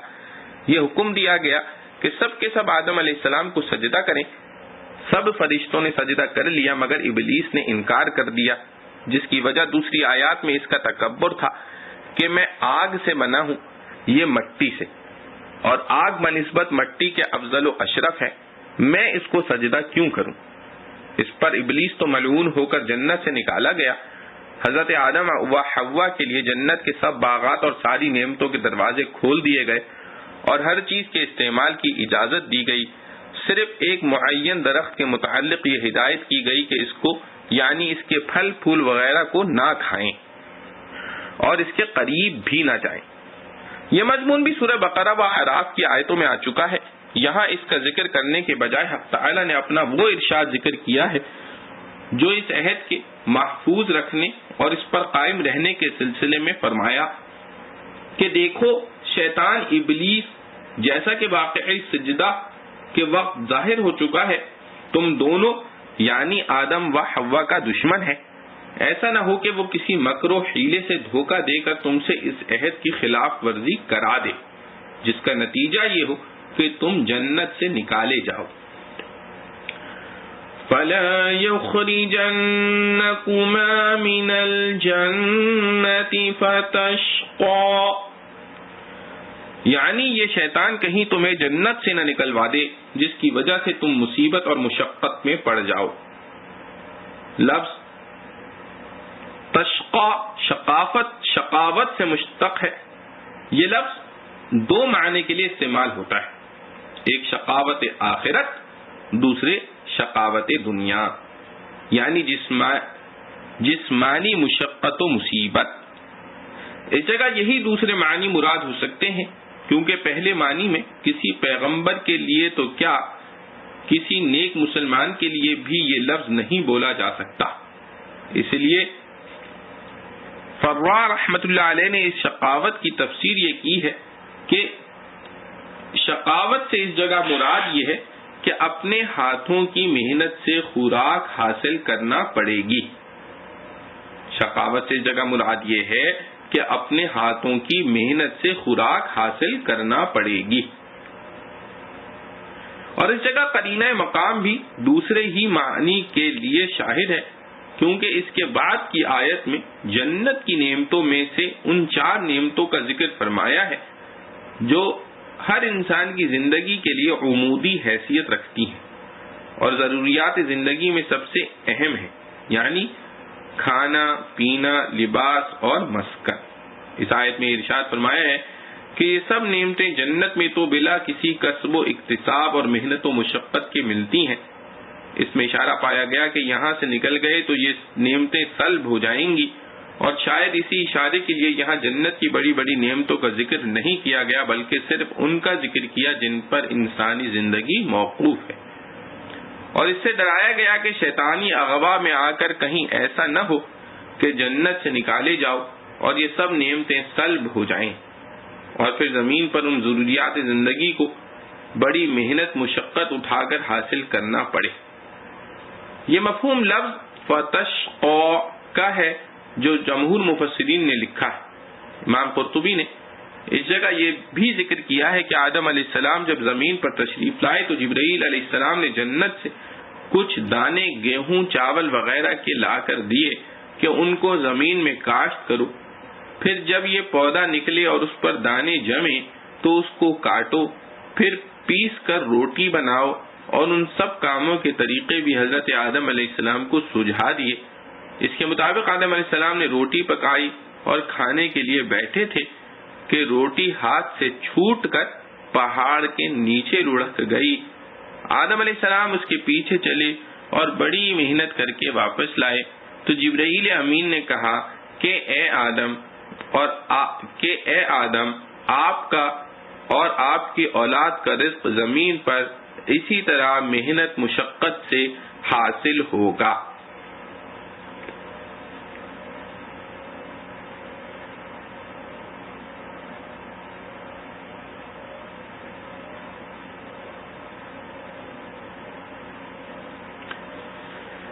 بیوی کا نفقہ ضروریہ شوہر کے ذمہ ہے۔ اس مقام پر شروع آیت میں حق تعالی نے آدم علیہ السلام کے ساتھ حضرت حوا کو بھی خطاب میں شریک کیا۔ عدو لک ولزوجک فلا یخرجنکما من الجنہ، جس میں بتلایا ہے کہ شیطان آپ کا بھی دشمن ہے اور آپ کی بیوی کا بھی،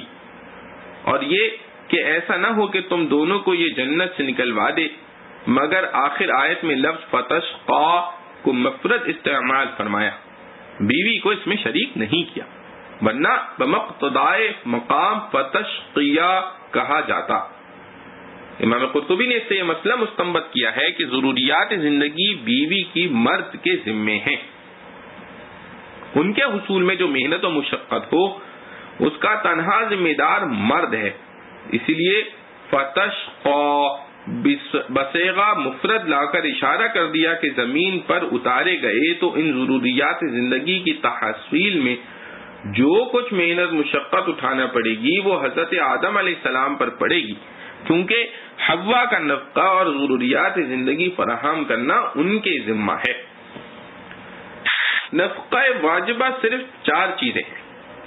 قرطبی نے فرمایا کہ اسی آیت نے ہمیں یہ بھی بتلا دیا کہ عورت کا جو نفقہ مرد کے ذمہ ہے وہ صرف 4 چیزیں ہیں: کھانا پینا اور لباس اور مسکن، کھانا پینا اور لباس اور مسکن۔ اس سے زائد جو کچھ شوہر اپنی بیوی کو دیتا یا اس پر خرچ کرتا ہے وہ تبرع و احسان ہے، واجب و لازم نہیں۔ اسی سے یہ بھی معلوم ہوا کہ بیوی کے علاوہ جس کسی کا نفقہ شریعت نے کسی شخص کے ذمے عائد کیا ہے اس میں بھی 4 چیزیں اس کے ذمے واجب ہوتی ہیں، جیسے ماں باپ کا نفقہ اولاد کے ذمے جبکہ وہ محتاج اور معذور ہوں، وغیرہ ذالک، جس کی تفصیل کتب فقہ میں مذکور ہے۔ ان لک الا تجوع فیہا ولا تعرا، جنت میں ضروریات زندگی کی یہ بنیادی 4 چیزیں بے مانگے بلا مشقت ملتی ہیں، اور جنت میں بھوک نہ لگنے سے یہ شبہ نہ کیا جائے کہ جب تک بھوک نہ لگے کھانے کا ذائقہ اور لذت ہی نہیں آ سکتی۔ اسی طرح جب تک پیاس نہ ہو ٹھنڈے پانی کی لذت و راحت نہیں محسوس ہو سکتی۔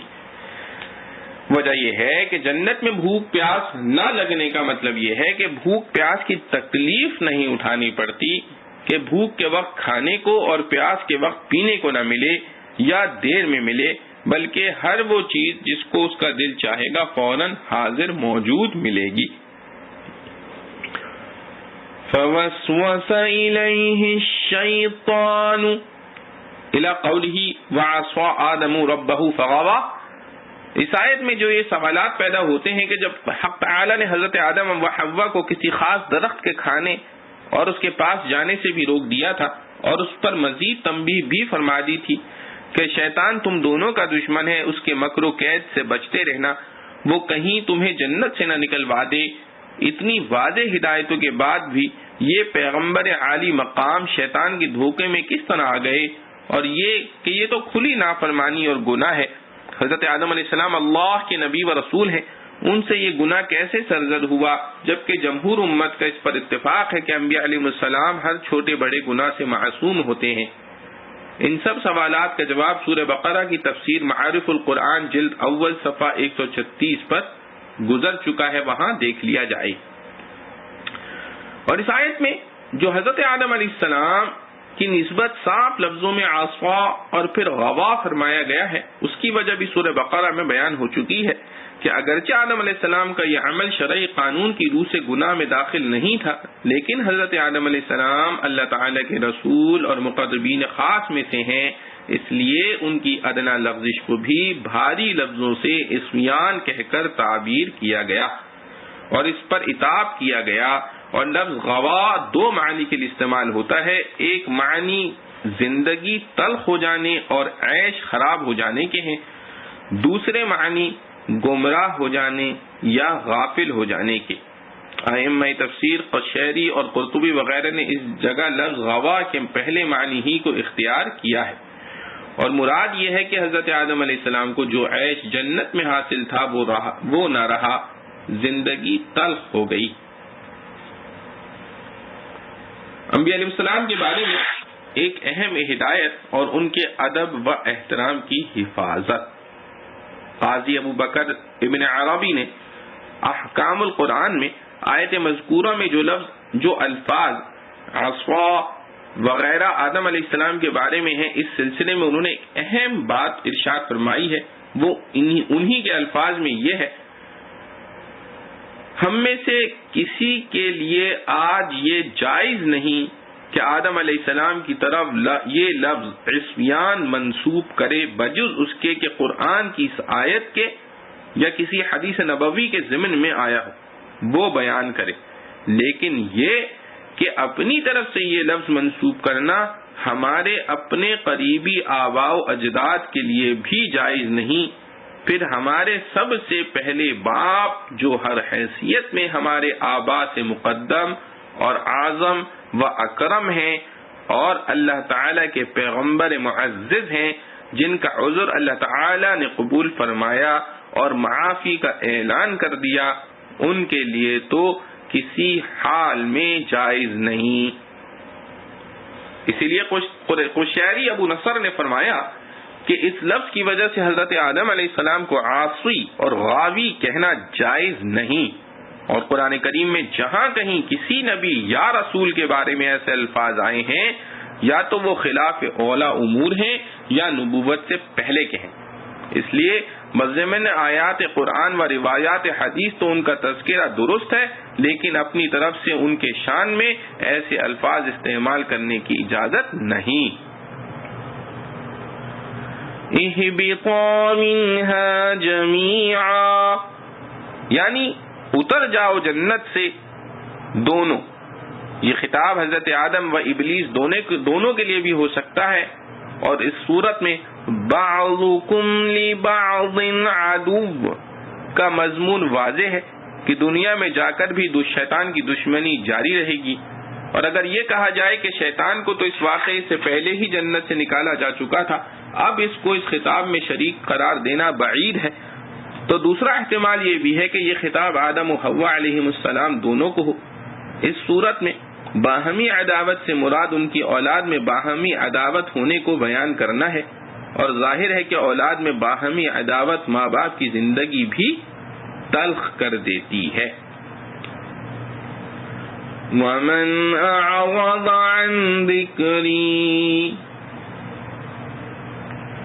یہاں ذکر سے مراد قرآن بھی ہو سکتا ہے اور رسول اللہ صلی اللہ علیہ وسلم کی ذات مبارک بھی، جیسا کہ دوسری آیت میں ذکر الرسول آیا ہے۔ دونوں کا حاصل یہ ہے کہ جو شخص قرآن سے یا رسول صلی اللہ علیہ وسلم سے اعراض کرے، یعنی قرآن کی تلاوت اور اس کے احکام پر عمل سے یا رسول اللہ صلی اللہ علیہ وسلم کی اطاعت سے اعراض کرے، اس کا انجام یہ ہے کہ فَإِنَّ لَهُ مَعِيشَةً ضَنكًا وَنَحْشُرُهُ يَوْمَ الْقِيَامَةِ أَعْمَى، یعنی اس کی معیشت تنگ ہوگی اور قیامت میں اس کو اندھا کر کے اٹھایا جائے گا۔ پہلا عذاب دنیا ہی میں اس کو مل جائے گا، اور دوسرا یعنی اندھا ہونے کا عذاب قیامت میں ہوگا۔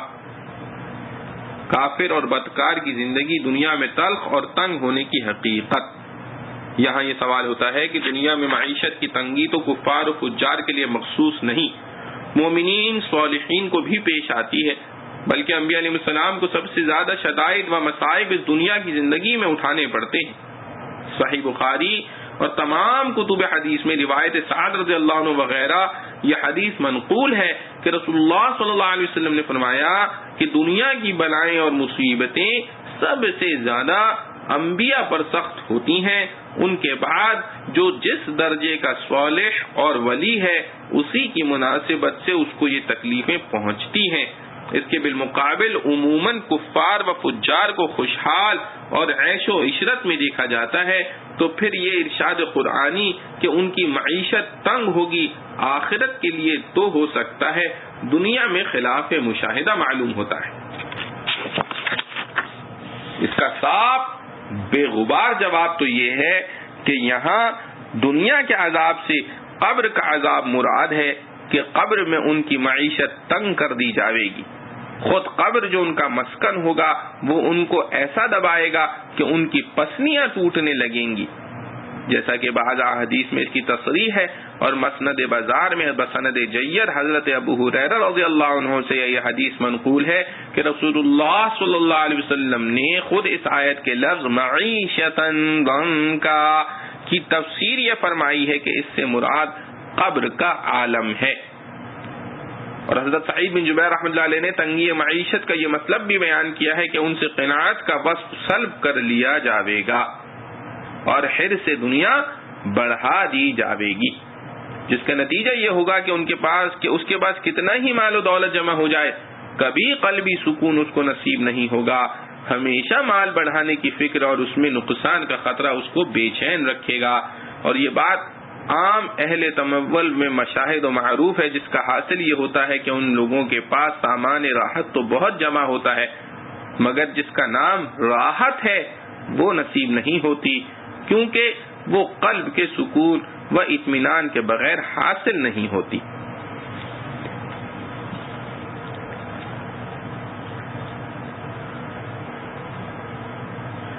أَفَلَمْ يَهْدِ لَهُمْ كَمْ أَهْلَكْنَا قَبْلَهُمْ مِنَ الْقُرُونِ يَمْشُونَ فِي مَسَاكِنِهِمْ إِنَّ فِي ذَلِكَ لَآيَاتٍ لِأُولِي النُّهَىٰ وَلَوْلَا كَلِمَةٌ سَبَقَتْ مِن رَّبِّكَ لَكَانَ لِزَامًا وَأَجَلٌ مُّسَمًّى فَاصْبِرْ عَلَىٰ مَا يَقُولُونَ وَسَبِّحْ بِحَمْدِ رَبِّكَ قَبْلَ طُلُوعِ الشَّمْسِ وَقَبْلَ غُرُوبِهَا وَمِنْ آنَاءِ اللَّيْلِ فَسَبِّحْ وَأَطْرَافَ النَّهَارِ لَعَلَّكَ تَرْضَىٰ وَلَا تَمُدَّنَّ عَيْنَيْكَ إِلَىٰ مَا مَتَّعْنَا بِهِ أَزْوَاجًا مِّنْهُمْ زَهْرَةَ الْحَيَاةِ الدُّنْيَا لِنَفْتِنَهُمْ فِيهِ وَرِزْقُ رَبِّكَ خَيْرٌ وَأَبْقَىٰ وَأْمُرْ أَهْلَكَ بِالصَّلَاةِ وَاصْطَبِرْ عَلَيْهَا لَا نَسْأَلُكَ رِزْقًا نَحْنُ نَرْزُقُكَ وَالْعَاقِبَةُ لِلتَّقْوَىٰ وَقَالُوا لَوْلَا يَأْتِينَا بِآيَةٍ مِّن رَّبِّهِ أَوَلَمْ تَأْتِهِم بَيِّنَةُ مَا فِي الصُّحُفِ الْأُولَىٰ وَلَوْ أَنَّا أَهْلَكْنَاهُم بِعَذَابٍ مِّن قَبْلِهِ لَقَالُوا رَبَّنَا لَوْلَا أَرْسَلْتَ إِلَيْنَا رَسُولًا فَنَتَّبِعَ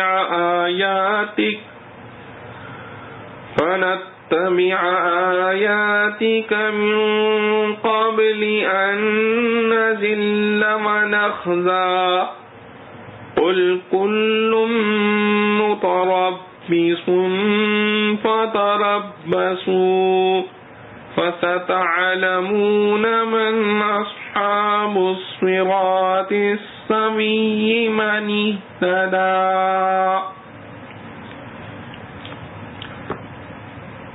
کیا ان کو سمجھ نہ آئی اس بات سے کہ کتنی غارت کر دی ہم نے ان سے پہلے جماعتیں؟ یہ لوگ پھرتے ہیں ان کی جگہوں میں، اس میں خوب نشانیاں ہیں عقل رکھنے والوں کو۔ اور اگر نہ ہوتی ایک بات کہ نکل چکی تیرے رب کی طرف سے تو ضرور ہو جاتی منہ بھیڑ، اور اگر نہ ہوتا وعدہ مقرر کیا گیا۔ تو سہتا رہ جو وہ کہیں، اور پڑھتا رہ خوبیاں اپنے رب کی، سورج نکلنے سے پہلے اور غروب ہونے سے پہلے،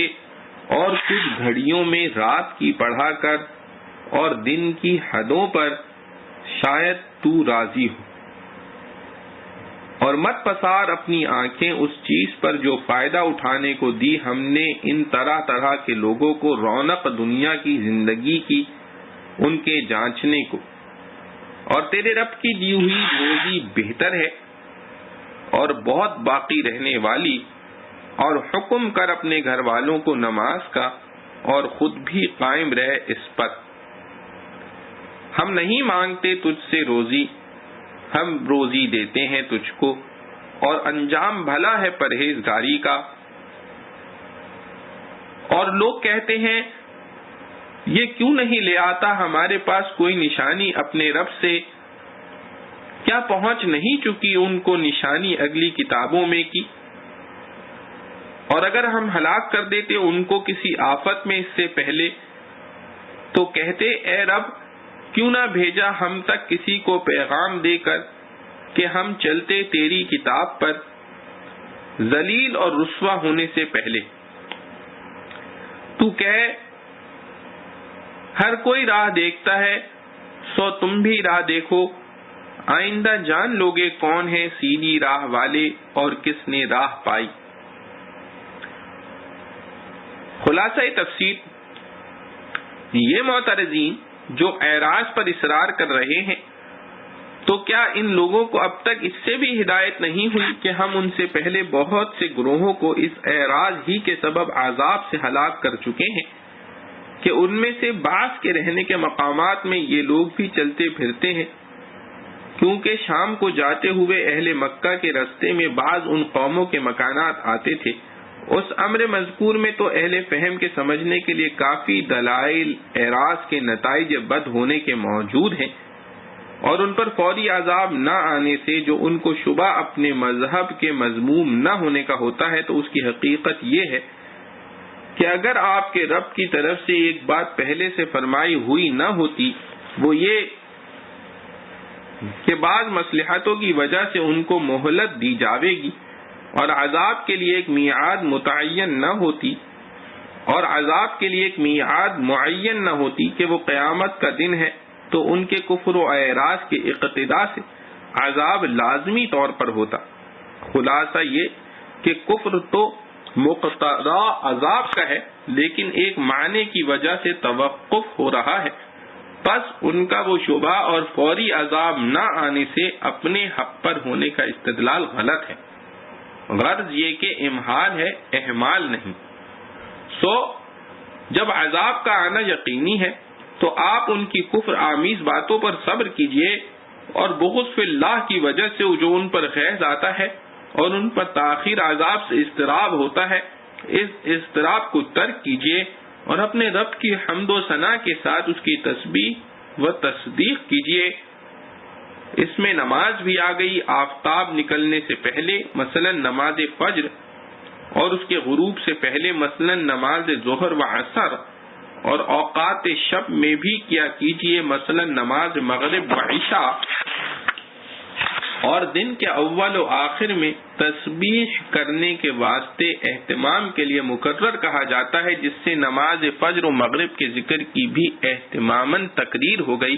تاکہ آپ کو ثواب ملے، آپ اس سے خوش ہوں۔ مطلب یہ کہ آپ اپنی توجہ معبود حقیقی کی طرف رکھیے، لوگوں کی فکر نہ کیجیے، اور ہرگز ان چیزوں کی طرف آپ آنکھ اٹھا کر بھی نہ دیکھیے جیسا اب تک بھی نہیں دیکھا جس سے ہم نے کفار کے مختلف گروہوں کو مثلا یہود و نصارا و مشرکین کو ان کی آزمائش کے لیے متمتع کر رکھا ہے کہ وہ محض دنیاوی زندگی کی رونق ہے. مطلب اوروں کو سنانا ہے کہ جب معصوم نبی کے لیے ممانعت ہے جن میں احتمال بھی نہیں تو غیر معصوم کو تو اس کا اہتمام کیوں کر ضروری نہ ہوگا. اور آزمائش یہ کہ کون احسان مانتا ہے اور کون سرکشی کرتا ہے، اور آپ کے رب کا عطیہ جو آخرت میں ملے گا بدرجہ اس سے بہتر اور دیرپا ہے کہ کبھی فنا ہی نہ ہوگا. خلاصہ کلام کا یہ ہوا کہ ان کے اعراض بکسر الحمزہ کی طرف التفات کیا جاوے، نہ ان کے اعراض بفتح الحمزہ یعنی اسباب عیش کی طرف. سب کا انجام عذاب ہے، اور اپنے متعلقین کو یعنی اہل خاندان کو یا مومنین کو بھی نماز کا حکم کرتے رہیے اور خود بھی اس کے پابند رہیے. یعنی زیادہ توجہ کے قابل یہ امور ہیں. ہم آپ سے اور اسی طرح دوسروں سے ایسے معاش کموانا نہیں چاہتے جو طاعات ضروریہ سے مانے ہوں. معاش تو آپ کو اور اسی طرح اوروں کو ہم دیں گے. یعنی مقصود اصلی اکتساب نہیں بلکہ دین اور طاعت ہیں. اکتساب کی اسی حالت میں اجازت یا امر ہے کہ ضروری طاعت میں وہ مخل نہ ہو، اور بہتر انجام تو پرہیزگاری ہی کا ہے. اس لیے ہم حکم دیتے ہیں لا تمدن اور وَأْمُرْ أَهْلَكَ، اور معترضین کے بعض احوال و اقوال جو اوپر معلوم ہوئے اسی طرح ان کا ایک اور قول بھی مذکور ہوتا ہے کہ وہ لوگ عناداً یوں کہتے ہیں کہ یہ رسول ہمارے پاس کوئی نشانی اپنی نبوت کی کیوں نہیں لاتے. آگے جواب ہے کہ کیا ان کے پاس پہلی کتابوں کے مضمون کا ظہور نہیں پہنچا؟ مراد اس سے قرآن ہے کہ اس سے کتب سابقہ کے مضمون پیشن گوئی کے صدق کا ظہور ہو گیا. مطلب یہ کہ کیا ان کے پاس قرآن نہیں پہنچا جس کی پہلے سے شہرت تھی کہ وہ نبوت پر کافی دلیل ہے. اور اگر ہم ان کو قبل قرآن آنے کے سزائے کفر میں کسی عذاب سے ہلاک کر دیتے اور پھر قیامت کے روز اصلی سزا کفر کی دی جاتی کہ وہ لازم ہی تھی، تو یہ لوگ بطور عذر کے یوں کہتے کہ اے ہمارے رب، آپ نے ہمارے پاس کوئی رسول دنیا میں کیوں نہیں بھیجا تھا کہ ہم آپ کے احکام پر چلتے قبل اس کے کہ ہم یہاں خود بے قدر ہوں اور دوسروں کی نگاہ میں رسوا ہوں. سو اب عذر کی بھی گنجائش نہیں رہی. اگر وہ یوں کہیں کہ وہ عذاب کب ہوگا تو آپ کہہ دیجئے کہ ہم سب انتظار کر رہے ہیں، 100 چندے اور انتظار کر لو. اب ان قریب تم کو بھی معلوم ہو جاوے گا کہ راہ راست والے کون ہیں اور وہ کون ہے جو منزل مقصود تک پہنچا. یعنی وہ فیصلہ ان قریب بعد موت یا بعد الحشر ظاہر ہو جاوے گا. معارف و مسائل. افلم یہدی لہم یہدی میں ضمیر فاعل ہدا کی طرف راجع ہے جو اسی لفظ کے ضمن میں مذکور ہے، اور ہدا سے مراد قرآن یا رسول ہے. تو معنی یہ ہے کہ کیا قرآن یا رسول اللہ صلی اللہ علیہ وسلم نے ان کو یعنی اہل مکہ کو یہ ہدایت نہیں دی اور اس سے باخبر نہیں کیا کہ تم سے پہلے کتنی امتیں اور جماعتیں اپنی نافرمانی کی وجہ سے عذاب خداوندی میں گرفتار ہو کر ہلاک ہو چکی ہیں، جن کے گھروں اور زمینوں میں اب تم چلتے پھرتے ہو. اور یہ بھی ممکن ہے کہ اس میں ضمیر فاعل اللہ تعالی جل شانہ کی طرف راجع ہو اور معنی یہ ہوں کہ کیا اللہ تعالی نے ان لوگوں کو ہدایت نہیں دی. فاصبر علی ما یقولون، اہل مکہ جو ایمان سے بھاگنے کے لیے طرح طرح کے ہیلے بہانے تلاش کرتے تھے اور رسول اللہ صلی اللہ علیہ وسلم کو برے برے کلمات سے یاد کرتے تھے. کوئی ساحر، کوئی شاعر، کوئی کاذب کہتا تھا. ان کی ایذاؤں کا علاج قرآن کریم نے اس جگہ 2 چیزوں سے بتلایا ہے. اول یہ کہ آپ ان کے کہنے کی طرف التفات نہ کریں بلکہ صبر کریں. دوسری چیز اللہ سبحانہ و تعالی کی عبادت میں مشغول ہو جانا ہے جو اگلے جملے میں فَسَبِّحْ بِحَمْدِ رَبِّكَ کے الفاظ سے بیان کیا گیا ہے. دشمنوں کی ایذاؤں سے بچنے کا علاج صبر اور اللہ کی یاد میں مشغول ہونا ہے۔ دشمنوں سے تو اس دنیا میں کسی چھوٹے بڑے اچھے برے انسان کو نجات نہیں ملتی، ہر شخص کا کوئی نہ کوئی دشمن ہوتا ہے، اور دشمن کتنا ہی حقیر و ضعیف ہو اپنے مخالف کو کچھ نہ کچھ ایذا پہنچا ہی دیتا ہے، زبانی گالی گلوچ ہی صحیح، سامنے ہمت نہ ہو تو پیچھے ہی صحیح۔ اس لیے دشمن کی ایذاؤں سے بچنے کی فکر ہر شخص کو ہوتی ہے۔ قرآن کریم نے ان کا بہترین اور کامیاب نسخہ دو چیزوں سے مرکب بیان فرمایا ہے۔ اول صبر، یعنی اپنے نفس کو قابو میں رکھنا اور انتقام کی فکر میں نہ پڑنا، دوسرے اللہ تعالی کی یاد اور عبادت میں مشغول ہو جانا۔ اول صبر یعنی اپنے نفس کو قابو میں رکھنا اور انتقام کی فکر میں نہ پڑنا، دوسرے اللہ تعالی جل شانہ کی یاد اور عبادت میں مشغول ہو جانا۔ تجربہ شاہد ہے کہ صرف یہی نسخہ ہے جس سے ان ایذاؤں سے نجات مل سکتی ہے، ورنہ انتقام کی فکر میں پڑنے والا کتنا ہی قوی اور بڑا اور صاحب اقتدار ہو، بسا اوقات مخالف سے انتقام لینے پر قادر نہیں ہوتا، اور یہ فکر انتقام ایک مستقل عذاب اس کے لیے بن جاتا ہے۔ اور جب انسان کی توجہ حق تعالی کی طرف ہو جائے اور وہ دھیان یہ کرے کہ اس دنیا میں کوئی کسی کو کسی طرح کا نقصان یا ایذا بغیر مشیت خداوندی کے نہیں پہنچا سکتا، اور اللہ تعالیٰ کے اعمال و افعال سب حکمت پر مبنی ہوتے ہیں، اس لیے جو صورت پیش آئی ہے اس میں ضرور کوئی حکمت ہوگی، تو مخالف کی ایذاؤں سے پیدا ہونے والا غیظ و غضب خود بخود کافور ہو جاتا ہے۔ اسی لیے آخر آیت میں فرمایا لعلک ترضی، یعنی اس تدبیر سے آپ راضی خوشی بسر کر سکیں گے۔ وسبح بحمد ربک، یعنی آپ اللہ تعالیٰ کی پاکی بیان کریں اس کی حمد و شکر کے ساتھ۔ اس میں اشارہ ہے کہ جس بندے کو اللہ تعالیٰ کا نام لینے یا کچھ عبادت کرنے کی توفیق ہو جائے، اس کو چاہیے کہ اپنے اس عمل پر ناز و فخر کرنے کے بجائے اللہ تعالیٰ جل جلالہ و عم نوالہ کی حمد و شکر کو اپنا وظیفہ بنائے۔ یہ ذکر اللہ یا عبادت اسی کی توفیق کا نتیجہ اور ثمرہ ہے۔ اور یہ لفظ سبح بحمد عام ذکر و حمد کے معنی میں بھی ہو سکتا ہے، اور خاص نماز کے معنی میں بھی عموماً حضرات مفسرین نے اسی کو لیا ہے۔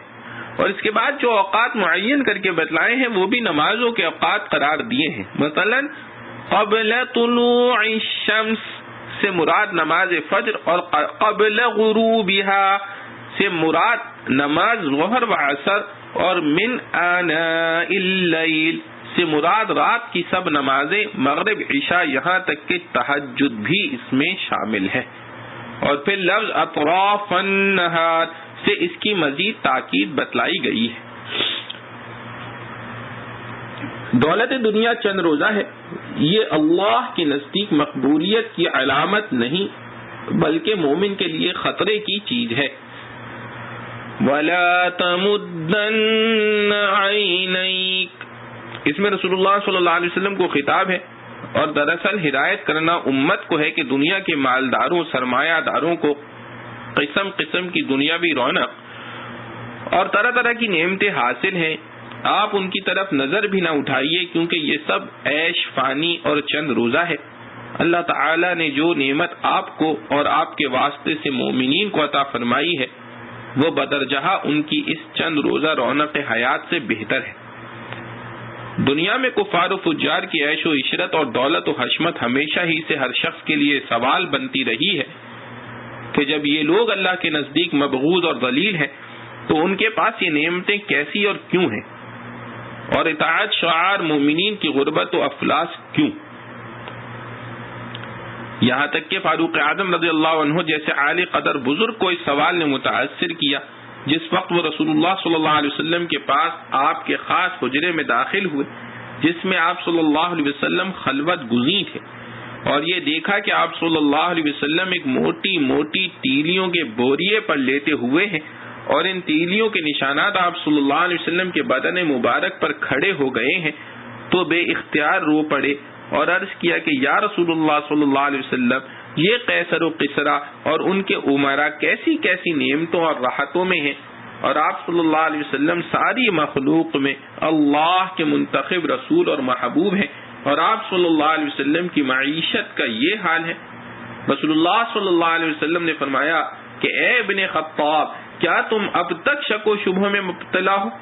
یہ لوگ تو وہ ہیں جن کی لذات و محبوبات اللہ نے اسی دنیا میں ان کو دے دی ہیں، آخرت میں ان کا کوئی حصہ نہیں،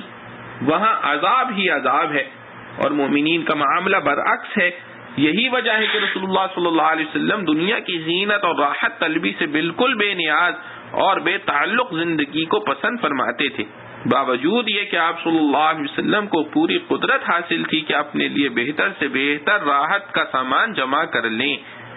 اور جب کبھی دنیا کی دولت آپ کے پاس بغیر کسی محنت، مشقت اور سعی و طلب کے بھی آ جاتی تھی تو فوراً اللہ کی راہ میں غربا، فقراء پر اس کو خرچ کر ڈالتے تھے اور اپنے واسطے کل کے لیے بھی کچھ باقی نہ چھوڑتے تھے۔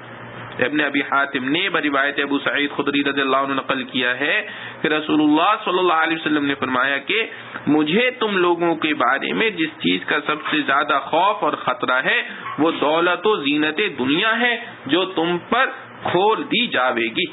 اس حدیث میں رسول اللہ صلی اللہ علیہ وسلم نے امت کو پہلے ہی یہ خبر بھی دے دی ہے کہ آئندہ زمانے میں تمہاری فتوحات دنیا میں ہوں گی اور مال و دولت اور عیش و عشرت کی فراوانی ہو جاوے گی۔ صورتحال کچھ زیادہ خوش ہونے کی نہیں بلکہ ڈرنے کی چیز ہے کہ اس میں مبتلا ہو کر اللہ تعالی کی یاد اور اس کے احکام سے غفلت نہ ہو جائے۔ اپنے اہل و عیال اور متعلقین کو نماز کی پابندی کی تاکید اور اس کی حکمت۔ وَأْمُرْ أَهْلَكَ بِالصَّلَاةِ وَاصْطَبِرْ عَلَيْهَا، یعنی آپ اپنے اہل کو بھی نماز کا حکم کیجئے اور خود بھی اس پر جمے رہیے۔ یہ بظاہر دو حکم الگ الگ ہیں، ایک اہل و عیال کو نماز کی تاکید، دوسرے خود اس کی پابندی۔ لیکن غور کیا جائے تو خود اپنی نماز کی پوری پابندی کے لیے بھی یہ ضروری ہے کہ آپ کا ماحول آپ کے اہل و عیال اور متعلقین نماز کے پابند ہو، کیونکہ ماحول اس کے خلاف ہوا تو طبعی طور پر انسان خود بھی کوتاہی کا شکار ہو جاتا ہے۔ لفظ اہل میں بیوی، اولاد اور متعلقین سبھی داخل ہیں، جس سے انسان کا ماحول اور معاشرہ بنتا ہے۔ رسول اللہ صلی اللہ علیہ وسلم پر جب یہ آیت نازل ہوئی تو آپ صلی اللہ علیہ وسلم روزانہ صبح کی نماز کے وقت حضرت علی رضی اللہ عنہ اور فاطمہ رضی اللہ عنہا کے مکان پر جا کر آواز دیتے تھے، الصلاۃ الصلاۃ۔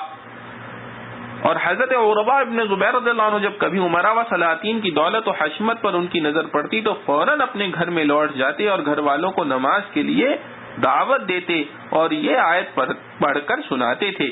اور حضرت فاروق اعظم رضی اللہ عنہ جب رات کو تہجد کے لیے بیدار ہوتے تو اپنے گھر والوں کو بھی بیدار کر دیتے تھے اور یہی آیت پڑھ کر سناتے تھے۔ جو آدمی نماز اور اللہ کی عبادت میں لگ جاتا ہے اللہ تعالیٰ اس کے لیے رزق کا معاملہ آسان بنا دیتے ہیں۔ لا نسألک رزقا، یعنی ہم تم سے یہ مطالبہ نہیں کرتے کہ تم اپنا اور اپنے اہل و عیال کا رزق اپنے زور علم و عمل سے پیدا کرو، بلکہ یہ معاملہ ہم نے اپنے ذمے رکھا ہے، کیونکہ رزق کی تحصیل دراصل انسان کے بس میں ہے ہی نہیں، اور وہ زیادہ سے زیادہ یہی تو کر سکتا ہے کہ زمین کو نرم قابل کاشت بنائے اور کچھ دانے اس میں ڈال دے، مگر دانے کے اندر سے درخت نکالنا اور پیدا کرنا اس میں تو اس کا کوئی ادنا دخل نہیں، وہ براہ راست حق تعالی کا فعل ہے۔ درخت نکل آنے کے بعد بھی انسان کا سارا عمل اس کی حفاظت کرنا اور جو پھل پھول قدرت نے اس کے اندر پیدا فرمائے ہیں ان سے فائدہ اٹھانا ہے،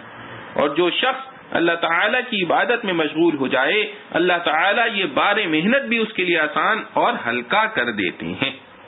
ترمذی اور ابن ماجہ نے حضرت ابو ہریرہ رضی اللہ عنہ کی روایت سے نقل کیا ہے کہ رسول اللہ صلی اللہ علیہ وسلم نے فرمایا، اللہ تعالیٰ فرماتا ہے، اے ابن آدم تو میری عبادت کے لیے اپنے آپ کو فارغ کر لے تو میں تیرے سینے کو غنا و استغنا سے بھر دوں گا اور تیری محتاجی کو دور کر دوں گا۔ اور اگر تو نے ایسا نہ کیا تو تیرا سینہ فکر اور شغل سے بھر دوں گا اور محتاجی دور نہ کروں گا. یعنی جتنا مال بڑھتا جائے گا ہرس بھی اتنی ہی بڑھتی چلی جائے گی، اس لیے ہمیشہ محتاج ہی رہے گا. اور حضرت عبداللہ بن مسعود رضی اللہ عنہ فرماتے ہیں کہ میں نے رسول اللہ صلی اللہ علیہ وسلم کو یہ فرماتے ہوئے سنا ہے کہ جو شخص اپنے سارے فکروں کو ایک فکر یعنی آخرت کی فکر بنا دے تو اللہ تعالیٰ اس کے دنیا کے فکروں کی خود کفالت کر لیتا ہے، اور جس کے فکر دنیا کے مختلف کاموں میں لگے رہے تو اللہ تعالیٰ کو کوئی پرواہ نہیں کہ وہ ان فکروں کے کسی جنگل میں ہلاک ہو جائے. بینۃ ما فی الصحف الاولی، یعنی پچھلی آسمانی کتابیں تورات و انجیل اور صحف ابراہیم علیہ السلام وغیرہ سب کے سب رسول آخر الزمان محمد مصطفیٰ صلی اللہ علیہ وسلم کی نبوت و رسالت کی شہادت دیتے آئے ہیں. کیا یہ بینات ان منکرین کے لیے کافی سے زیادہ ثبوت نہیں ہے؟ فَسَتَعْلَمُونَ مَنْ أَصْحَابُ الصِّرَاطِ السَّوِيِّ وَمَنِ اهْتَدَىٰ، یعنی آج تو اللہ تعالیٰ نے ہر شخص کو زبان دی ہوئی ہے، ہر ایک اپنے طریقے اور اپنے عمل کے بہتر اور صحیح ہونے کا دعویٰ کر سکتا ہے، لیکن یہ دعویٰ کچھ کام دینے والا نہیں. بہتر اور صحیح طریقہ تو وہی ہو سکتا ہے جو اللہ تعالیٰ کے نزدیک مقبول و صحیح ہو، اور اس کا پتہ قیامت کے روز سب کو لگ جائے گا کہ کون غلطی اور گمراہی پر تھا، کون صحیح اور سیدھے راستے پر. اللہم اہدنا لما اختلف فیہ الی الحق باذنک ولا حول ولا قوة الا بک ولا ملجأ ولا منجأ منک الا الیک. اللہ رب العزت سے دعا ہے کہ جو کچھ پڑھا سنا گیا اللہ سبحانہ و تقدس ہمیں اس پر عمل کرنے کی توفیق نصیب فرمائے. وآخر دعوانا الحمد للہ رب العالمین. ربنا تقبل منا انك انت السميع العليم وتب علينا انك انت التواب الرحيم. سبحان ربك رب العزة عما يصفون وسلام على المرسلين والحمد لله رب العالمين. نیچے حضرت والا نے حضرت مفتی محمد شفیع صاحب رحمۃ اللہ علیہ نے سورہ طٰہٰ کی تکمیل کے اوپر عربی میں عبارت لکھی ہے، ہم برکت کے لیے اس کو پڑھتے ہیں. الحمد للہ الذی وفقنی لتکمیل سورہ طٰہٰ ضحیٰ یوم الخمیس ل14 خلت من ذی الحج الحرام سن 1390 ہجری. واللہ سبحانہ وتعالی اسأل لتکمیل باقی القرآن واللہ المستعان وعلیہ التکلان.